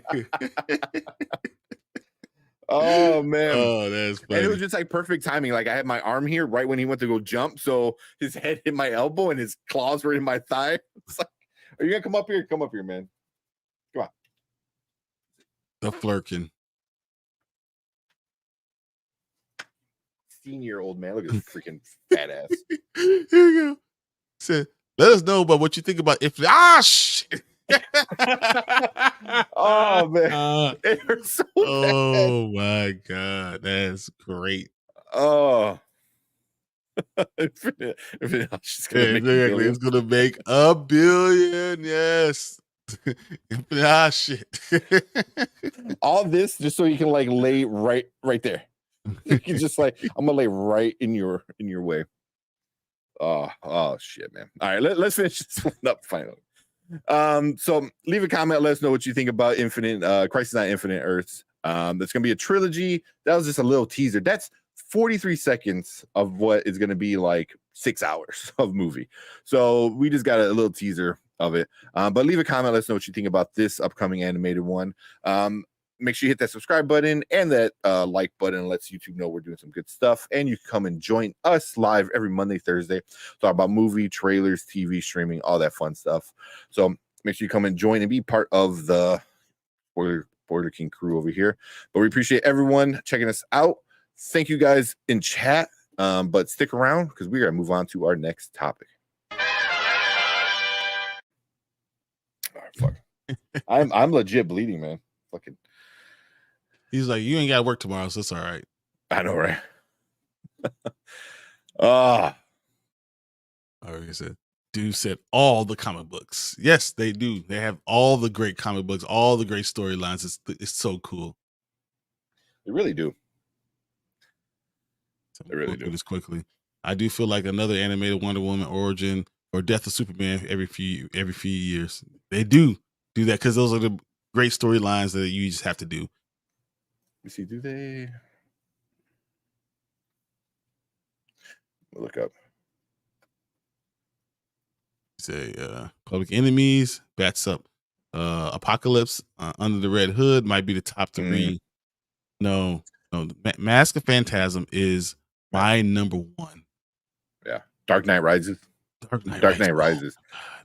Get the combo, so you get part 1 and part 2. Mm-hmm. It's so good. Then you get the RoboCop, the guy who voices RoboCop. I can't think of his name. Voices Batman, which is awesome. Like it really is awesome. You know. Yeah, it's a shame Marvel didn't do more animated films like DC, especially for Spider-Man. Imagine if they did animated Kraven Last Hunt. I have that over here. I just picked that up. Kraven Last Hunt. Behind my X-Men Gold. Nice. Yes, they should do that, or even do Kraven First Hunt. That would be amazing. Mm-hmm. For Spider-Man, if they Last Hunt. Clone Saga, etc. Yeah. Oh man, the Clone Saga. The Clone Saga will be awesome because then you can really start talking to Sony and be like, okay, we're gonna do this. Who you want, and then you can start introducing a bunch, and then like, all right, you're gonna have this Spider-Man, this Spider-Man, this Spider-Man. We're gonna keep this Spider-Man and this one. Like, I don't even know if I need to do that because honestly, I think I don't want animation from Marvel until they give me. When is that coming out? Isn't that X-Men 97's coming out? 97's coming out very soon, and I want that first before I get any more animation stuff. Yeah. So here I found this list. So in 2013, and it ended in 2020, was this 16 movie where it all was kind of one universe, which was super cool.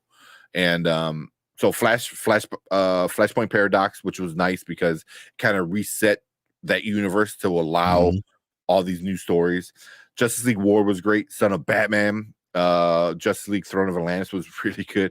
Batman versus Robin, Bad Blood was really good. Bad Blood was really good. I like that one. Justice League versus Teen Titans was really good. Justice League Dark. Justice League Dark is one of the coldest things. Teen Titans, the Judas Contract was so fucking good. That was so fucking good. Like the Suicide Hell to Pay, it was okay. Death of Superman was good. The Constantine one, City of Demons was really good. Reign of Superman, Batman Hush was really good. Batman Hush was really, really good. Then the Wonder Woman Bloodlines, and it all ended with Justice League Apocalypse War.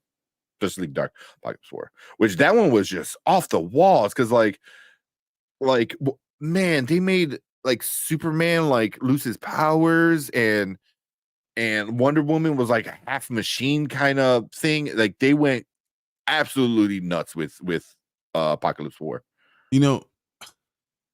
But have you read this Superman Lost series that we comic book that's been coming out? I'm a little behind. I think the last issue I read was 4, I believe.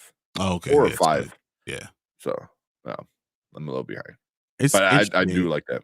I would love to see something like that, and then so Superman dealing with other problems, not being able to collect, and then Lois Lane. Yeah. I can't tell you what happens because I know. I was about to say something, and I just realized if I said it, it ruins everything. Yeah, I mean, so far I like that because it's a dilemma Superman can deal with without like nerfing him too much, and without like, so it's just a situation, which I think is a best storyline for somebody like Superman. You know what I mean? Because like Doomsday is kind of cool, but also it's like I mean, you're gonna destroy half of the world with this fight between so.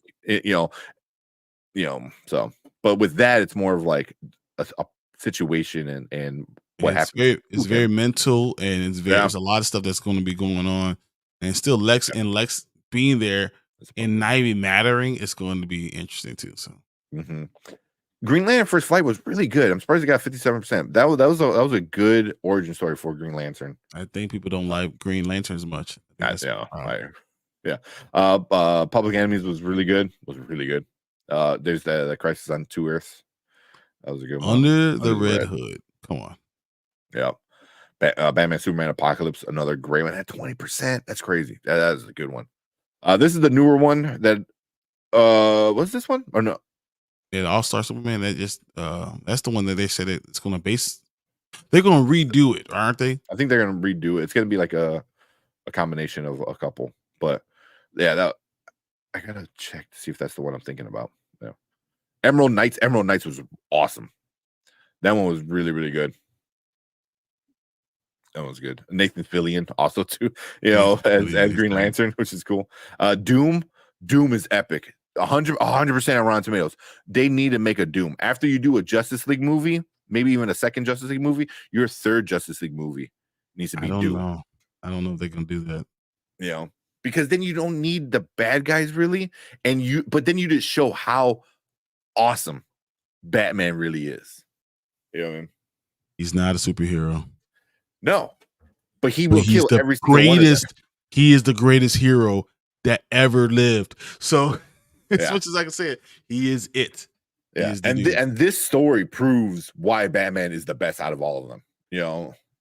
And then my favorite line is at the end where Superman, where he like him and Superman are talking, and he tells Superman, he goes, you don't he goes, yeah, you never thought about how to take each other down. Scares me because we're also the biggest threats, which makes sense, right? Because you just think the good guy's always gonna be a good guy until they're not, so Batman had that thing. And then Superman asked him, he goes, what's your weakness? And he's looked at Superman and he goes, you can kill me. It's like, yeah, anyone. Batman doesn't have superpowers. He's a dude. Yeah.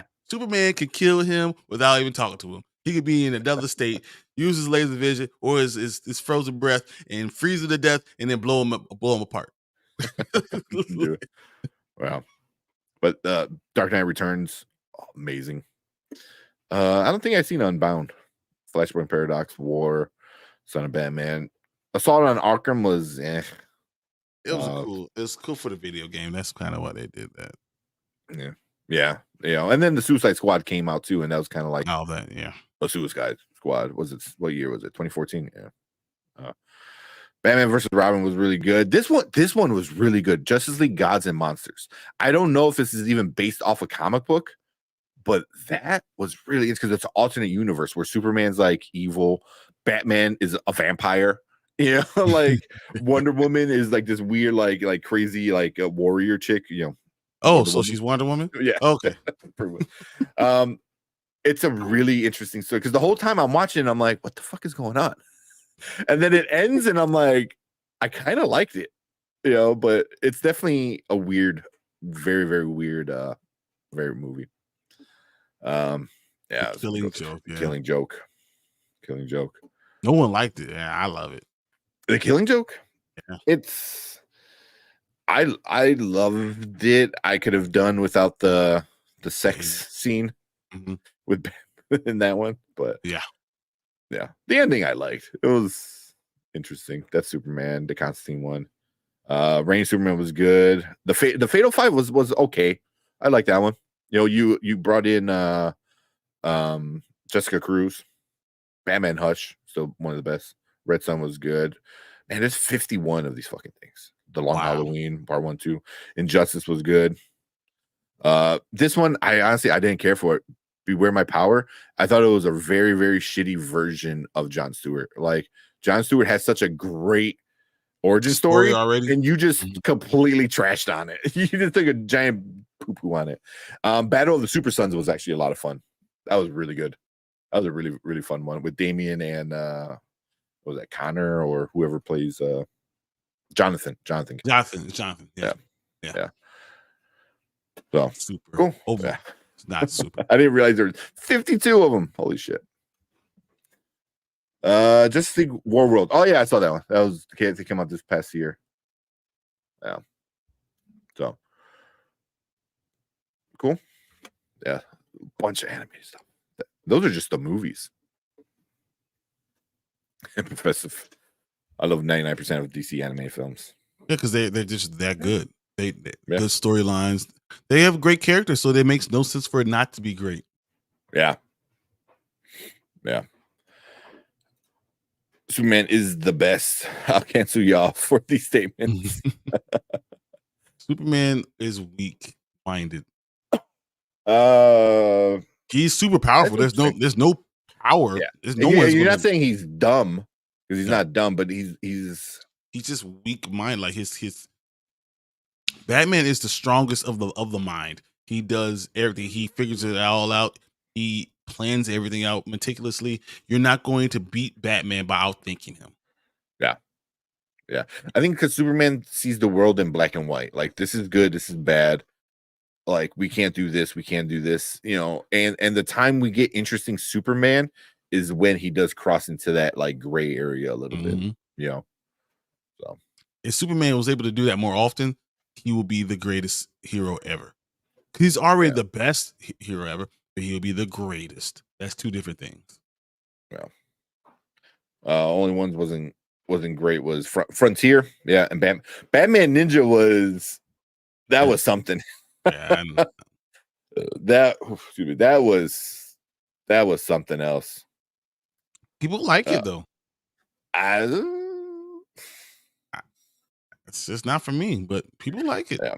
So the one I was thinking was Superman Man of Tomorrow, and I think that's the one. That's the one they're gonna do the movie about. Yeah, I think so, because it's a younger version, and you're able to do stuff like that.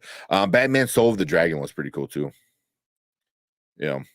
I thought that was kind of cool. It was like 1970s, fucking a lot of karate and shit, kung fu. It was cool. Mystery of Batman wasn't in there, or the Sub-Zero.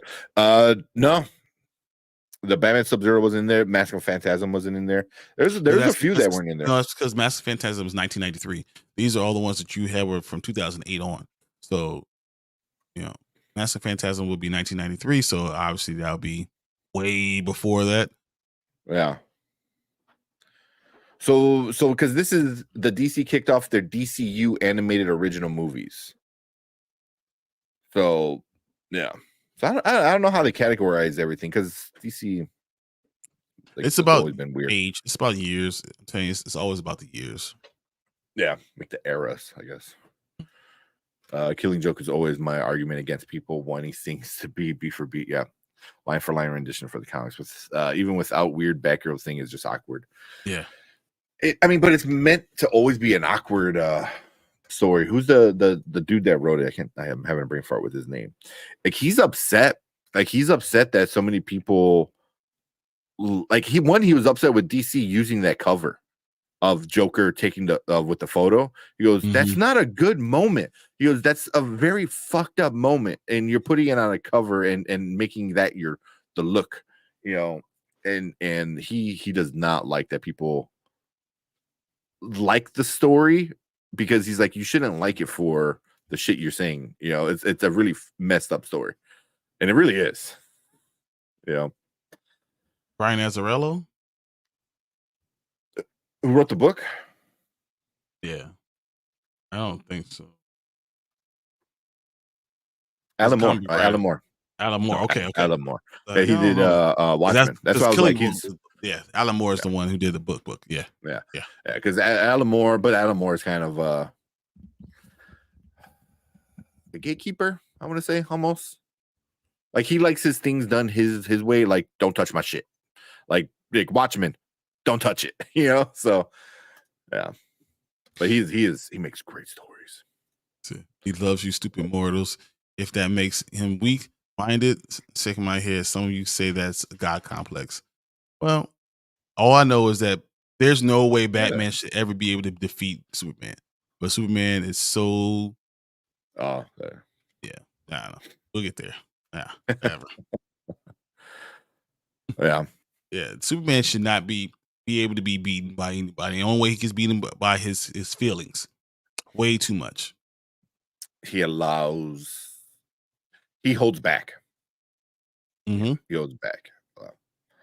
Well, it was like, it reminds me of the Invincible, the last episode we watched, where he's getting his ass kicked, and then Omni-Man comes over. He goes, "You're holding back." He goes, "I'm not holding back." He goes, "You're holding back. Because if you're not holding back, she should be dead." And then exactly. Then Invincible starts whooping ass. Unless you're trying to kill her, she's trying to kill you. You're holding back. Yeah. And that was like Superman. That's why like the best stories are when Superman knows he doesn't have to hold back. You know, when he fights certain people, he goes, "Oh, I don't need to hold back. I can punch you." You know, like actually punch you. You know, like those are awesome fights. You know, but What's we got up, Jason? Batman not strong-minded. He's psychotic. Psychotic. Batman is a Little bit of both. sociopath. He's a sociopath. Batman's a sociopath. That's just he is. Yeah.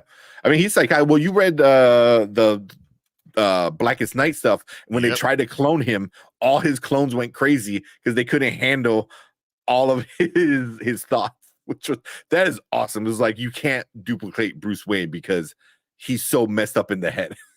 So it's like, that was great, man. That was so great. When I read that, I had to like stop and like just kind of laugh. Batman Ninja was no bueno. Yeah. You mean you didn't like the Transformers, Mecha Transformer things at the end? This is interesting what Travis is saying, huh? So he said, for me, Mask of Phantasm was awkward as it ends on a cliffhanger that's never solved on screen. Yep. You have to read a comic book to find out what happened to Adriana Andrea. or Andrea. Yeah. I know it's a comic book. I think she shows up does she show up again in the animated show? Yes, and also in the Mask of Phantasm, when you got it the first VHS, it came with the comic book, and you were able to actually read more about the story. Yeah, so I have both of them. So you were able to read with the comic book to go along with it. So as I said, it was VHS because it was 1993, but that's how they did that. The storyline is the storyline, and then they gave you the comic book to know what's going on. Yeah. Yeah. Awesome. If I remember correctly, I don't like what they I'd rather have preferred the cliffhanger than, because I think if I remember correctly, what they did with her, where they made her a little crazy, you know, I didn't like that. I preferred the cliffhanger, which I would have been cool with that. 100% cool. Leave it. Yeah. Yeah. The same thing what they did with the new book, the Daily Duo. It ends on a cliffhanger. It was like, she's not dead. You know, she's not dead. So you know, you can touch it again later if you wanted to. You don't have to if you don't want to. But Deadly Duo was another really great. That was a fun read. Good. Yeah, I wouldn't mind getting the graphic novel once it comes out, because that's a great story. That makes sense. But I have all the comics, so it's all right. Yeah, same. I'll put them together. Yeah. Gotham by Gaslight. Yeah, I didn't like that one either. It's weird because I like the book. I did like the book, but I don't think I read that one. I have it somewhere over here. Yeah, it was just, I don't know, maybe I don't know what it was about it. I wasn't feeling it. I'll find it later, but I have it somewhere over there. So Mr. Freeze got really weird when he detached his head and was moving around on spider legs. It was sounds like an episode of a Futurama. Yeah, exactly. We got Tony. What's up, Tony? Superman. Gotta have Terrence Howard's head over top of my head. I should do that, but like, and then you just kind of like adjust yourself and fit. Do different things, put like a mask on there, like a Wolverine mask. Yeah, not the story. Excuse me, but the line delivery. Yeah, no one talks the way people talk in the comics. So using the comics as script was not a good move. Yeah. Agreed. Yeah, dialogues are very, very, very different. But they're also they're different in comics. They're different in books. They're different in animated and in live action. And that was kind of the issue I had. Take inspiration for the character and then come up with your own storyline. But as long as you keep the character right, like if all of a sudden Batman could fly, that would be stupid as hell, right? Like all of a sudden he has superpowers, it would be stupid as hell. That's my point. Like, keep the character who the character is, and then draw your inspiration from that. That's fine. Yeah. That's why I was telling you that that weird one. What was it called? Where Batman's a fucking vampire. Yeah, but if you're gonna go all out weird, then go all out weird, and that's what that one did. Like that went all out. Gods and Monster. that did its own thing, and it made no fucking sense to anything, but it was pretty fun. It really was, man. I recommend watching it, but don't go in thinking that that's Superman. Just like, oh, that's like that's a character. This is some type of hero, but I'm not gonna worry about it. Yeah. Okay. Yeah. Jason said, I remember Batman versus Dracula. Yeah. Batman Beyond, Dark Knight Returns Part 1 and 2, and The Long Halloween Part 1 and Part 2. Yeah. Batman Beyond movie was good. We're talking about these parts 1 and 2. That's actually what we're going to get from Secret Wars. Secret Wars is now going to be part 1 and part 2. They're no longer going to keep them separate. They're going to be 5 and 6. Avengers 5 and 6 would now be part 1 and part 2. Yeah. Do you think they're going to call it part 1, part 2, or are they going to give it like a subtitle? It's going to be subtitled, like Infinity War Endgame, something like that. But we'll know that's part 1, and then this will be part 2. Yeah. I mean, pretty much that's what we had with Infinity War and Endgame. They're part 1, part 2, but where we at? Ray said it was a comic when Batman punched Superman, and Superman said, "If I didn't roll with that punch, your hand would have been broken." That's awesome. That is awesome. Yeah, that's why I like. That was one of the first things why I liked Green Lantern, because when he turns evil for a little bit, and that was when Superman just came back to life, and he went to go greet him. He goes, "Oh, how's it going, Hal?" And like he fucking punches and knocks out Superman. He goes, "Oh, it's parallax." I was like, "That's cool." Like, there's no way Superman should have been knocked out still. Well, I mean, yeah, he wasn't expecting it, because you're not expecting your friend to punch you in the face. And then I'm always expecting someone to punch me in the face. He's walking up like this all the time. At all times. I'm with my friends. I'm back in the corner watching my back. You just never know, because that's the type of friends I got. I wouldn't be surprised that I come go for a hug and then get punched in the face. I'm like, I deserve that probably. I was gonna say, there's not many people. The only one would be Marvin. Where like you hug Marvin, he suplexes you. Like there's not many people that could do that besides him. That's true. But Marvin, I would. He'd be like Yokozuna. I want to body slam him. He ain't getting back up. the Hogan thing, you barely lift him. Wasn't Terry from Batman Beyond a clone? What a good series that was. Yeah, so pretty much like his dad, but like a clone kind of thing. But it was from From it was basically a clone. Yeah, basically from his DNA. So yeah. I love, man, Batman Beyond was so great. I want to see a Batman Beyond live action so bad, like it's so good. But you have to get to that storyline. It's so hard to get to that storyline for all the stuff that's going on. I mean, you could do an Elseworld kind of thing, like how the Joker is like its own weird shit over there. I mean, you can also like have somebody travel to the future. That's imagine go to the future. Yeah, but you have to do it later where you go to the future and you're like Justice League did it, one of their cartoons, Mm-hmm. And then there's the future Justice League with like old Static and Batman Beyond and shit. Nice little tease at something that could happen later. Thoughts on Mark Hamill's statement? Which one? If it's the one where he said he's not going to be Joker anymore, I'm cool with it. He's been doing voice acting for so long. He's the best Joker. I mean, I have no problem. Yeah. I mean, he said for a long time that he will not do Joker unless his Batman is Kevin Conroy. Yeah, and which makes perfect sense. Yeah. So, and we're not getting Kevin Conroy anymore as Batman. So, yeah, it makes sense why. Because they were the duo. They were the Batman and Joker. They were so well together. The video games, animated movies, cartoon, obviously. So, if I'm cool with it, I like it. And yeah, let other people have their takes with it. But it's sad that Kevin Conroy, passed away so young. What was he, like 60? 66, I want to say that 65, 66.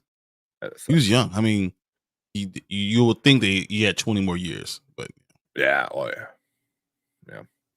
Was it cancer, right? Something like that. Yeah. Yep. Yeah, that sucks. It said the Batman from 2004 of Cartoon Network was underrated. Was that the one where like he was still like a new Batman? If that's the one where he's like he was like Batman year 1, year 2, that was a pretty good one. I did enjoy that one. Yeah. Andrea becomes No-Face with Dick Tracy. Yeah, if you know, you know. Or the Harley Quinn animated show is good. That is great. It is great. I need the new season came out, but I don't have HBO Max or whatever it's called now. But I did wind up getting the first couple episodes that I watched, and they were good.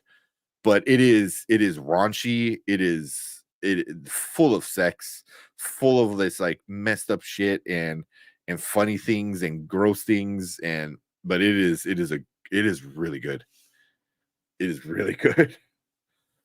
So, except Kaylee Coco, man, her voice sometimes. But it fits Harley so perfect, though. I'll give it that. I think it's time to put Terry McGinnis on live. Yes, with DC Elseworlds is possible. I think a lot of people actually really like Batman Beyond. Everyone love Batman Beyond. Yeah. So, do it, and you can still bring back what's his name, Michael Keaton. Yeah, like we said. So Kal-El says Keaton. Oh, do you? Yeah. Let's Batman. go. Who would you want to see as Terry though? I think has to be somebody young. Yes, I'm trying to say who's young. See, the problem is that they only use the same young people all the time, like Timothy, whatever his name is. Timothy Chalamet. Yes, yeah. Like they use the same young people all the time. I think you have to have someone like new. Yeah. I agree. Yeah, because like I said, once you become it, you're kind of it. And you gotta look the part. And you can't be, these small guys. I mean, he's not tall, but he's big enough, Wait, I mean, did they ever say he was Asian? Because he always like looked more Asian in the cartoon. Yeah. I don't know if they actually. I think he'll be half white, half Asian. Yeah. So I would definitely want to do maybe an Asian actor. But you gotta have that voice, though. You gotta have that voice. Exactly. Can you? Yeah. Oh, see, he said the same thing. I thought Terry was Asian. Yeah, I always got that.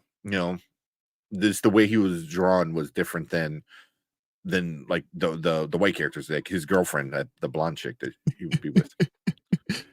Kal-El says Harry Potter is going to be Terry. Nah, it should be someone. I think Daniel Radcliffe is going to end up being Wolverine. I really do think so. And he's getting bigger and bigger. Like he's getting more stout. So I wouldn't be surprised because he's a great actor, and they're bringing all these great actors around. Mm-hmm. I wouldn't be surprised. Yeah.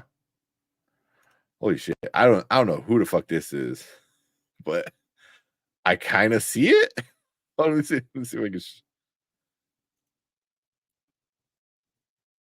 Ross Butler. I just typed in young male Asian actors and he popped up. And I was like, I kind of see it. I guess because he's good looking. I kind of see it. I have no idea who he is or where he's from. I just like brought it up and I'm like, okay. So, yeah. I don't know. He got the hair. That's how DC does their casting. They do it right. Do you ever see the DC Batman flick with Adam West as the voice? It was an animated Batman, but done as old school version. Have you seen that? No. I don't think I've seen that. Was that animated with Adam West as the voice? Oh, What's up? kid from Stranger Things, huh? Which one? What's Finn his name? Wolfhard? No. The I was older like, one. The older one.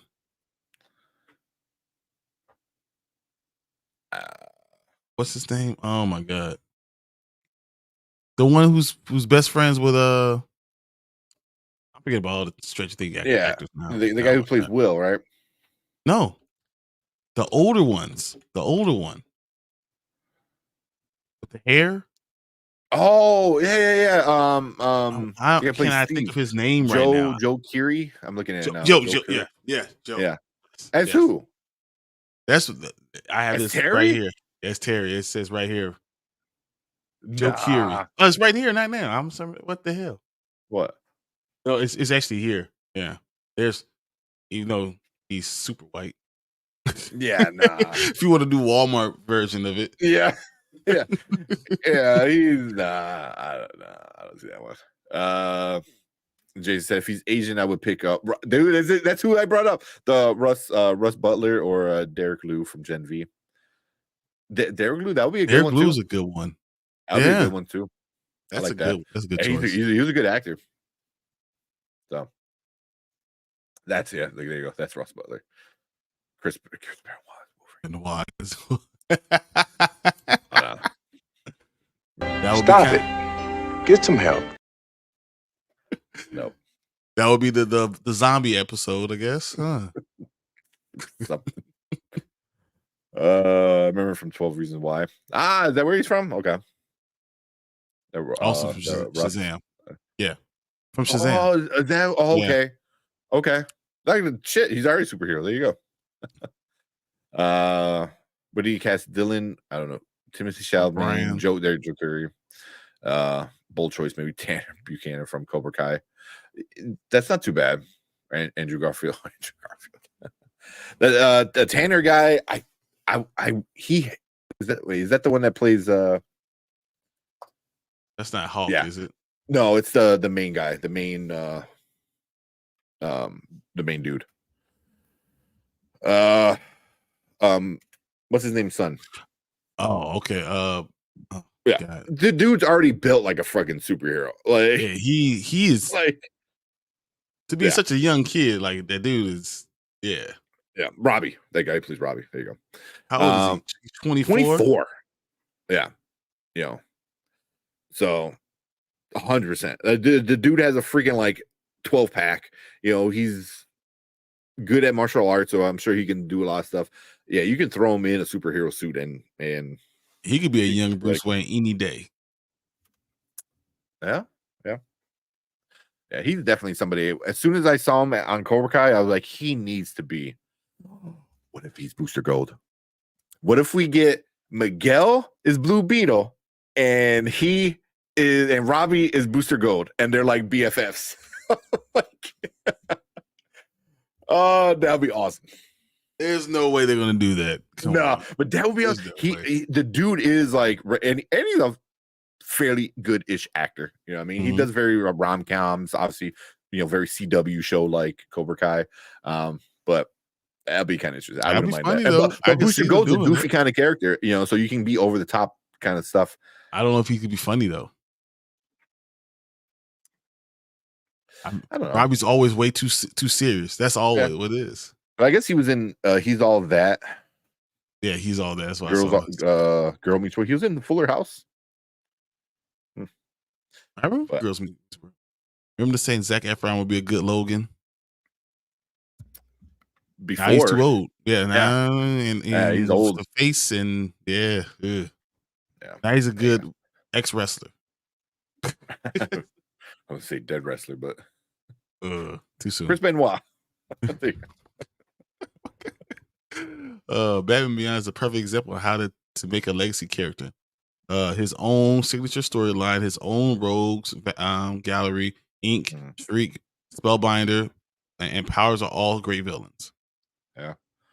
Yeah. Even the Return of the Joker story was awesome.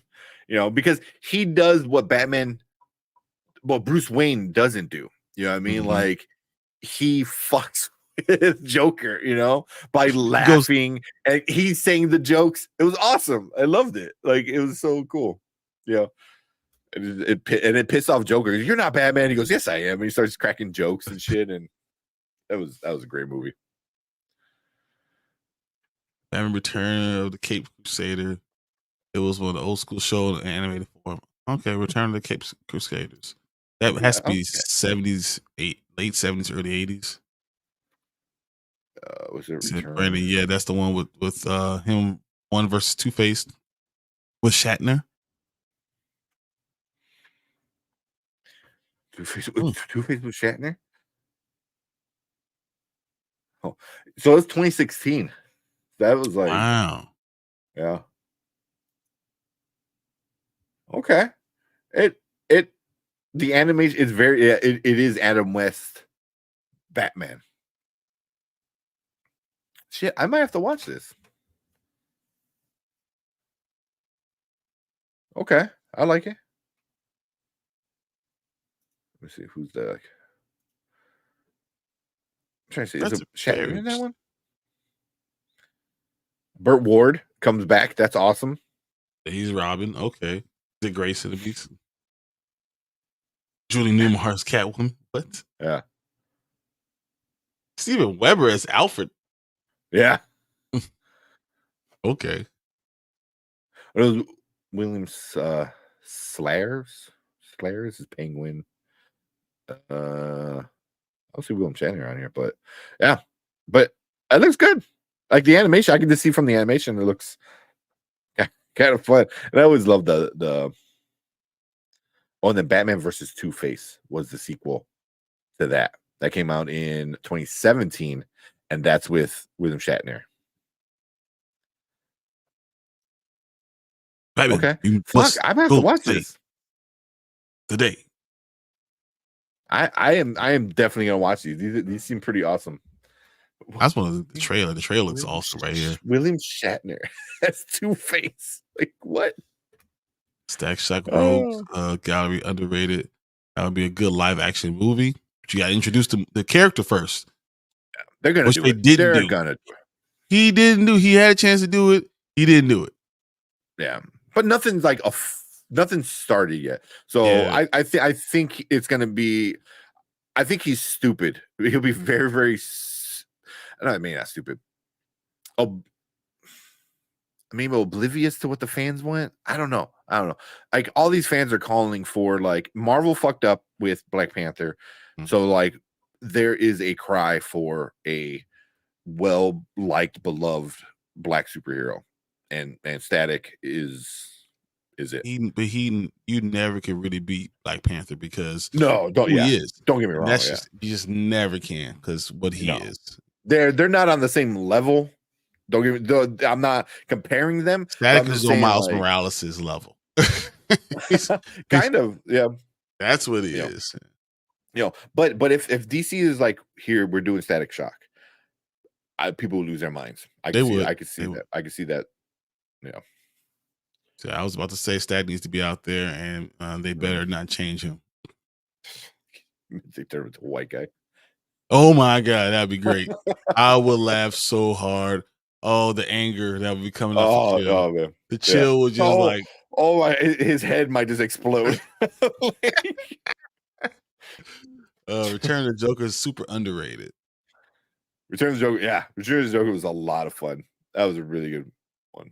And then the whole idea of Joker implanting himself in one of the Robin's heads, kind of thing. I forgot which Robin it was. That was super cool. That was so awesome. The whole idea of it, like Batman Beyond was a before its time, way ahead of its time. We only got 3 minutes before midnight, and we need another trailer to be able to put out for this. All right, let's watch this Furiosa then. All right, get everything ready. I know we're just chit chatting with chat. We really didn't have a game plan for tonight. But nothing really came out, so. Yeah, I mean, this is fine. We can do this. Only thing we could have talked about was, Agatha's first look, but they were just pictures. They were just whatever, and it's everything you saw from WandaVision, which is whatever. I felt like I saw that before. Like I felt like I saw that. Was that like in the It was WandaVision it was like a end behind the credit. scene? They just kind of went a little bit beyond it to talk specifically about what they're gonna do with Agatha. Yeah. And then My Time to Shine Hello has some little drops about, you know, who's gonna be in it and what their power's gonna be and what type of witches you're gonna have. Sounded very Avatar-ish. Yeah. Yeah. I'd rather wait to talk about a movie that we will see, you know, in 2026. Yeah. Man, I was like, show. yeah, we'll show. All right, let's check out this this trailer and then we'll call it a night. All right. But we do appreciate everyone coming in and just hanging out with us, you know. So that's the one good thing is like if we never have a game plan, we just chat. Well, hold on. I do want to bring up two things real quick. It says What you got? Spawn could be great if done right, but Jamie Foxx in the role is iffy to me. I don't like that at all. I don't like it at all. Just say it. Yeah. And then he said, I don't know. Static Shock was huge for a whole generation of black kids. Black Panther was dope, but his widespread popularity amongst casual fans, general audience fans is recent. The movie part. So I think you really don't understand how wide Black Panther and how deep it goes into the black community and to older generations. So people from the ages of 50 to like 35 that follow Black Panther are going to be huge fans. And then there's the people that saw the movie. But like because he's been around for such a long time, and there's also just the fact that he's royalty, he's king, he's a leader, he's one of the top 10 smartest people in all the MCU. There's so many things that go along with it. That's that changes it a little bit. That's why I say Static is got to be more on Miles Morales, which is a very cool, more powerful character. Street level, but exactly street level. It's just not. You're not on that same level of with Black Panther, and Black Panther has mass because they've been talking about Black Panther movies since 1993. Mm-hmm. This is not like it's a character that people didn't know about. But since 93, they were going to have it with Wesley Snipes. Wesley Snipes, yeah. Wesley Snipes wanted it. Then Denzel wanted it. Like this has been a long time coming. Just happened to happen in 2014, 2017. Yeah. And the good thing is like with Black Panther is because it's so old and it has like older generation. Because I think you said it where like your dad was able to like, hey, check this out. So. Where Static Shock was definitely super popular for people our age, old elder millennials or whatever the hell we are. But if you were a kid in the 90s, you remember Static Shock, because that was it for you, and there wasn't really Black Panther at that time, but Black Panther got big again, stuff like that. So, but I'm making you a point. 50 years old aren't buying tickets as much as the kids who grew up with Static. I disagree. The 50-year-olds, it's not just 50, it's 50 to 30, and they're the ones that actually have money. The kids depend on the people who have the money to get them the stuff. So like it's the people that have money are the ones that are going to spend. That's why you got $1 billion movie, and then you did a terrible movie and still made $850 million. So like, yeah. But yeah, like you said, like they aren't buying tickets, but it made over $1 billion. Yeah, and they're buying all because you have the older comic book fans, and then you have like the newer people who are definitely more involved in like the social aspects of the movie and stuff like that. So like it was able to hit on multiple levels for multiple generations. So, and I think that's part of why it made $1 billion. Plus, it being a great movie with a great actor. And then if you only have one of those things, I think you only get half the amount of success that you get. I think Static can not. I probably won't make $1 billion, but it also depends on how well the DC does up to that Static point. Is a DC move. It's a DC thing universe. Yeah, $400 million is what you're gonna look for. Yeah. So, but I can see it making some good movie. I think it makes some good money. If you catch the right cast and the trailers look good and stuff like that, I could see it doing pretty well. Yeah, but it's not the same. So my point is that Black Panther galvanizes people because it's about an entire race of people rising up. It's a it's a galvanizing idea. Static Shock is a cool superhero with great power. Yeah. Well, I mean, just because I'm kind of like siding with Kenny, just for the sake of argument. But I mean, I do agree with you. But like Black Panther, the whole idea of African country not colonized and with technology stuff, awesome. But is Static more true to like people who actually grew up, on the streets? You're just, not really the ghetto. You're somewhere in the middle class, and now you can start to change the world. I think that could resonate with a lot of people as well, especially like people like our age and maybe some of the younger people. But you need to make billions of dollars. You need to be. You're not going to just find. They're not going to make a movie for an inner city black kid between the ages of 15 and 30 and think they're going to make $1 billion. No, yeah. Don't get me wrong. It's not. No. They're not gonna. Yeah, they're not gonna make a Disney movie. But it's gonna be. Doesn't make a mass appeal. It's not gonna have the same mass appeal. It's not. But also, who remembers Static is us. So you're talking about your 30 to 40-year-olds.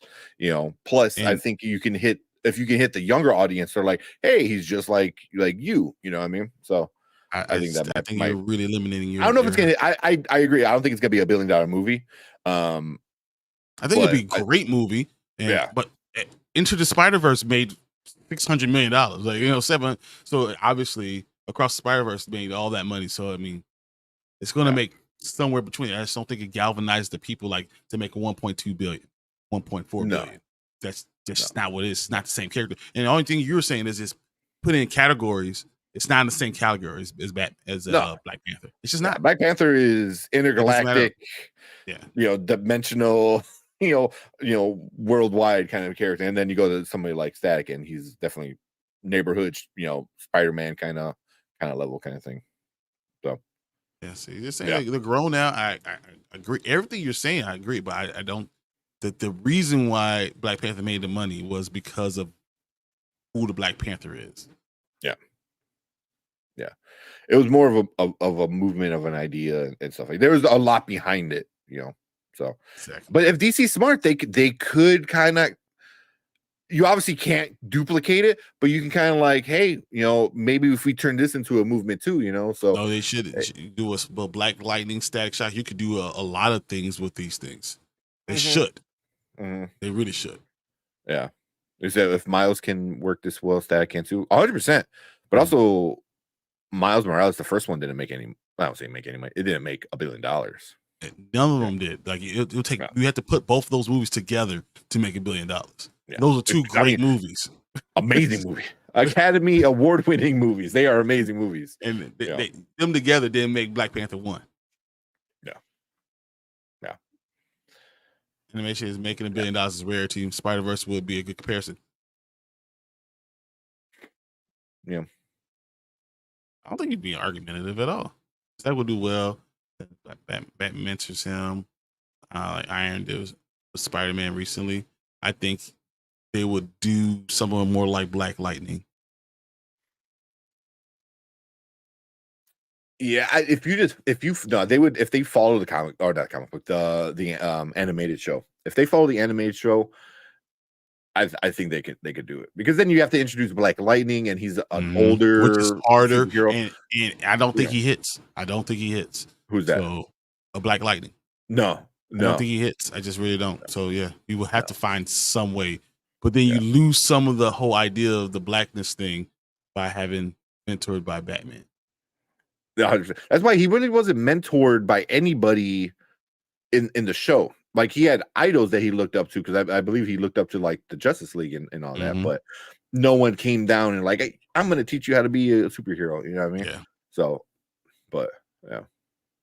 It's interesting the thought, though. Not argumentative, dude. Like, and in what way? You're making good points, and it's just different, I think. But I think Miles Morales is the perfect comparison. Yeah, definitely. I mean, just a Spider-Man plus, and then also Miles. He's a street level kind of character. Especially being black like Miles and stuff like that.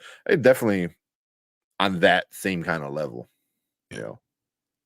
And he said, Black Lightning would be difficult. It's hard.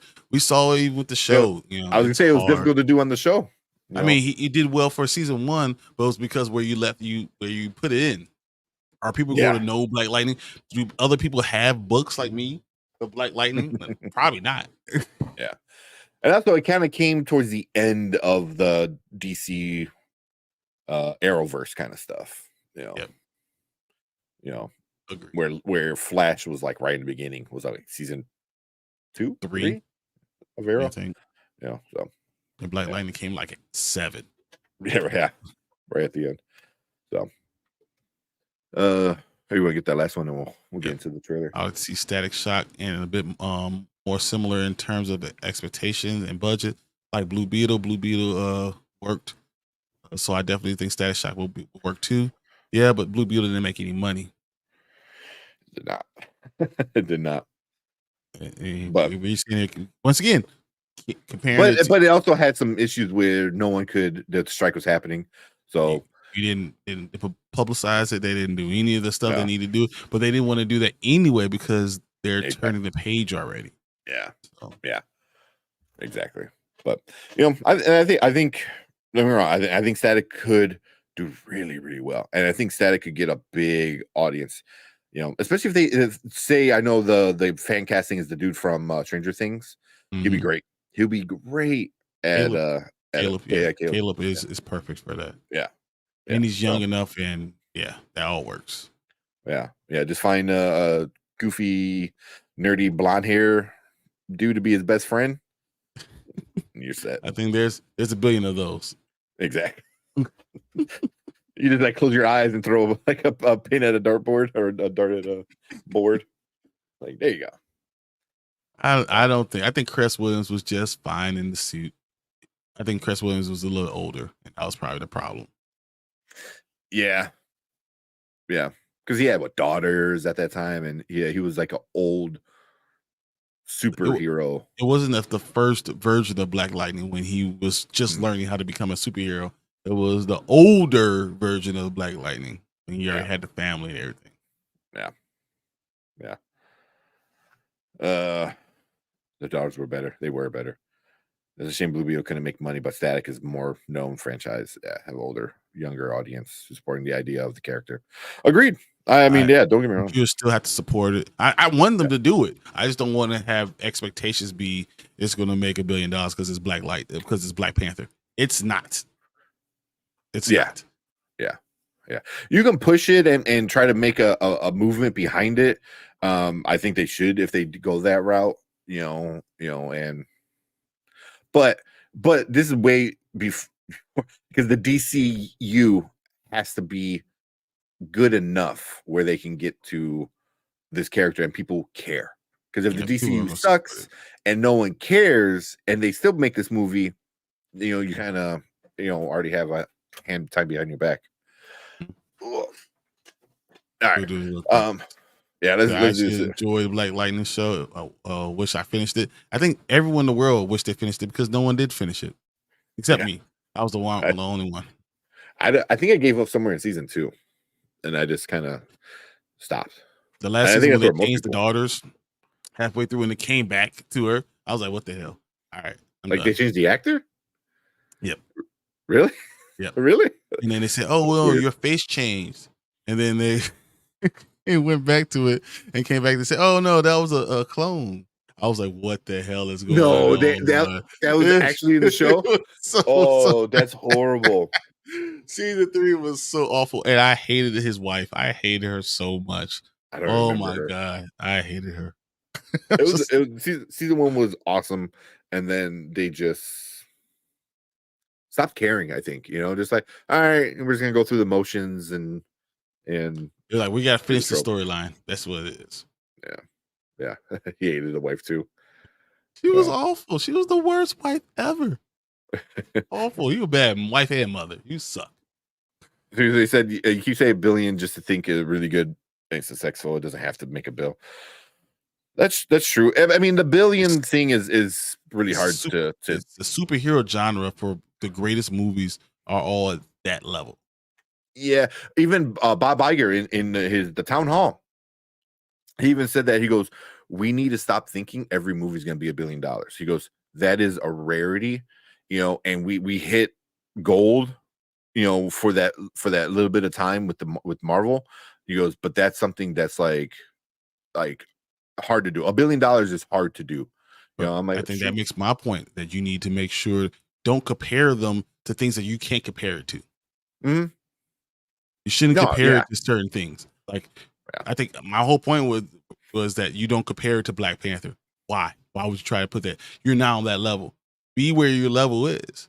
Be happy. If you make $500 million, you did a great movie, and you could build to that. Yeah.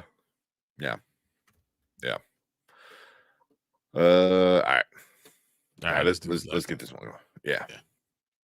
Because it's like, well, I'm gonna stay up until like 2:00 in the morning anyway because I want Lorcana. Disney drops Lorcana at 2 a.m. So, oh my god, if I can avoid going to the stores, I'm up at 2 a.m. anyway, editing and stuff. All right, let's do this one. How'd you pronounce that?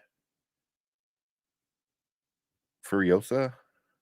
That's why I said Furiosa. Furiosa, right? Mad Max. Okay, let's do it. All right, welcome to Spoiler Kings. My name is Tank Kramer. I am with Brian the Grizzly, and we are going to talk about or watch the new trailer that just came out today, Furiosa, a Mad Max saga. The first trailer for this new movie. See, where's it at right now? Oh, it's not even ranked. Usually they rank it like it's top number 6 trending or anything. Yeah, but it's only 3 hours in, so that's why I was like, I definitely want to watch this. Fairly new. I haven't watched it yet. I know you said you haven't watched it yet. So I'm full screen because I'm ready to watch it right now with you guys. All right. Let me know if you can hear it. All right. What'd you think? Is it bad? Every time I see Chris Hemsworth, I see Thor. Even right there? Yeah. That's dirty. That's dirty. Thor that needs a shower. That's Oh, this sounds like a cool story. The thing is weird having Mad Max and not having Mad Max in it. Yeah. The same Spider-Man thing that we talked about before. It's kind of weird, but I think the world is cool character. Yeah. Do you think we get a Mad Max somewhere at the end or something like that? I could see like an end credit scene. End credit. Because the story is strong enough to hold by itself. The character is strong enough to hold by itself. But when you're in the same universe, I think you need to have a drop of him. But he doesn't need to be part of what the story is. Yeah. Although, I mean, Furiosa is a pretty cool character, especially in who played her, Charlize Theron. And that last one was pretty cool. But yeah, I wasn't sure how I felt about Anya Taylor-Joy, but she kind of looks badass. Like okay. And the thing about she's not physically because Charlize Theron is like 5'9", 5'10". Like she's physically looks like she's a Amazon of a woman. She's like 5'2". That's kind of hard for me to picture it the same way. But if you use camera views and everything, camera shots the right way, works. I think it works still. Yeah, give her the armor. Like here, she's got the new arm and all this like armor and stuff like that. So, bald head. So that's why I'm like, do we see her shave her head in this movie? And I'm like, oh, yep. Yeah, there we asked and answered. Yeah. So I don't know. It looks good. I like the last Mad Max one. This one looks cool. I was like, is that gonna be their thing? Is remember her? Because the other thing was like, witness me. Remember her. So I'm down. It looked good. It's good. Yeah, but the Chris Hemsworth right off the bat, I'm like as soon as you started talking, I'm like, who is that? Like, it sounded so familiar. I saw Fat Thor immediately. Fat. Oh, I guess with the beard. Yeah. Let's see what you guys are saying. Professor Film Fan said it looks great. Said Dark Knight Rises soundtrack right there. Yeah, I see like the big booms, the big drums and stuff like that. Yeah. That was Hemsworth. Yeah, that was Hemsworth. That was interesting. I don't know how I feel about this part though. where they give you like the entire. It seems like Her the whole beginning of the back movie. story. Yeah. Yeah. They're trying to draw you in, and this trailer's about you giving her a chance because her story is so cool. It's a cool story. It does a lot of stuff, so you want people to understand what the backstory is, and realize it's not Yeah. over. Yeah. Yeah. I'm kind of curious as to how he goes from this very clean beard, got the handlebars, to this. Just cut up and dirty and A lot of spice. Last wrong movie. It'll be around the same time. Yeah, it will be. Okay. I'm down for it. I like it. Looks cool. Did it say what when it's coming? This is theaters 2024, right? Let me see if there's anything in the description. Only in theaters 2024. So no, here you go. In theaters nationwide May 24, 2024, and internationally beginning May 22nd. Okay. So in May. Right after we get, you know. Ooh. Was Deadpool coming out in May? No. March we get part 2 of oh dude. Doom. Yeah. Yeah. So okay. Down. Not too far. But cool. Yep. Okay, so yep. He goes, yeah, looks interesting. Looks good. I like it. They're keeping true to the world. And that's why they told you about the backstory, so they could give you another trailer, and now you could just try to, blow it out of the water so you know the backstory. Yeah. Just jump right into it. Yeah. So and Anya Taylor-Joy, I think she's a really good actress, so I think she can pull it off. Like, doing action movie. I don't know too much about her, but I guess she was in that horrible fucking X-Men, or not X-Men. Was it New Mutant movie? The New Mutant. Wasn't that her? Yeah. I think that was her, right? So that was trash though. But this one looks good. A good action one. But cool. Yeah, that's our thoughts on Furiosa, Mad Max Saga, the first trailer. It's very weird seeing her with black hair, not platinum blonde. I know. She looks completely different. And then you can see her bald. Yeah. Literally, like, you're not platinum blonde? What is going on? Where's Princess Peach at? Yeah. So, but cool. But yeah, leave a comment down below. Let us know what you think about this trailer. You like it? You hate it? Does it look interesting? Is it not? You're over it? Whatever. Leave a comment. Let us know. Hit that subscribe button. You can join us every Monday and Thursday talking movies, TV, streaming, trailers, all that good stuff. And you could be part of the show like those guys in our chat were. So make sure you hit that like button. It lets YouTube know we're doing some good stuff over here. So we appreciate all that, but we appreciate all you guys coming in, hanging out with us in the live. Thank you guys. Stick around because we are going to finish up the show.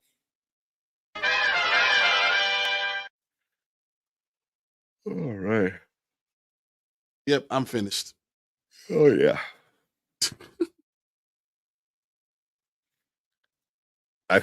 When Brandon sent us a picture of him at like a nerdy bar, I was like, yeah, he's not coming on today. He's gonna carry it out of the bar, and that's my story. I'm sticking to it. Yeah. So, but cool. Oh man, maybe if the rest of the year go, how many more weeks we got? So I think we said the last Thursday of the year, which is the 28th. That's gonna be our Christmas giveaway. Special. Yeah, our giveaway. We're gonna be giving away. I still got a bunch of codes that we can give away. I got comic books. I got all type of movies. I have double movies. Anything I got doubles of, and I got to pack it away. Y'all getting it. There you go. Yeah, Funko Pops. Yep. Funkos. Yeah. So we'll do a bunch of some cool stuff. Some more of those races, and I got some cool things. 2 of the Deadpools and sweaters. Yeah, both of those. I got 2 of them. I don't know how I got 2 of them. Yeah. There's some other cool things. I want to reach out to some people and do some cool stuff. I was thinking about that like the other day, actually, like of doing, because I like doing fun giveaways. I just don't like spin a wheel. Here's a name. Like I want to do I like doing fun stuff, so it makes it more entertaining. But yeah, that's gonna be our Christmas extravaganza on that day. So I want to do an arm wrestling contest. And when someone who wants my stuff come arm wrestle me, you win. You can take whatever you want. I want it. Oh, who's that? What am I drunk? With Chaos Central. Danny. Anzo? Or Danny? No, Danny wants your Riddler picture back there, man. Danny, Danny will have to use 2 hands and a machine in order to beat me. He's gonna hear this and just do lifts on one arm. That's it. He'll come in looking like you look like was it Quagmire from as we find out about the internet.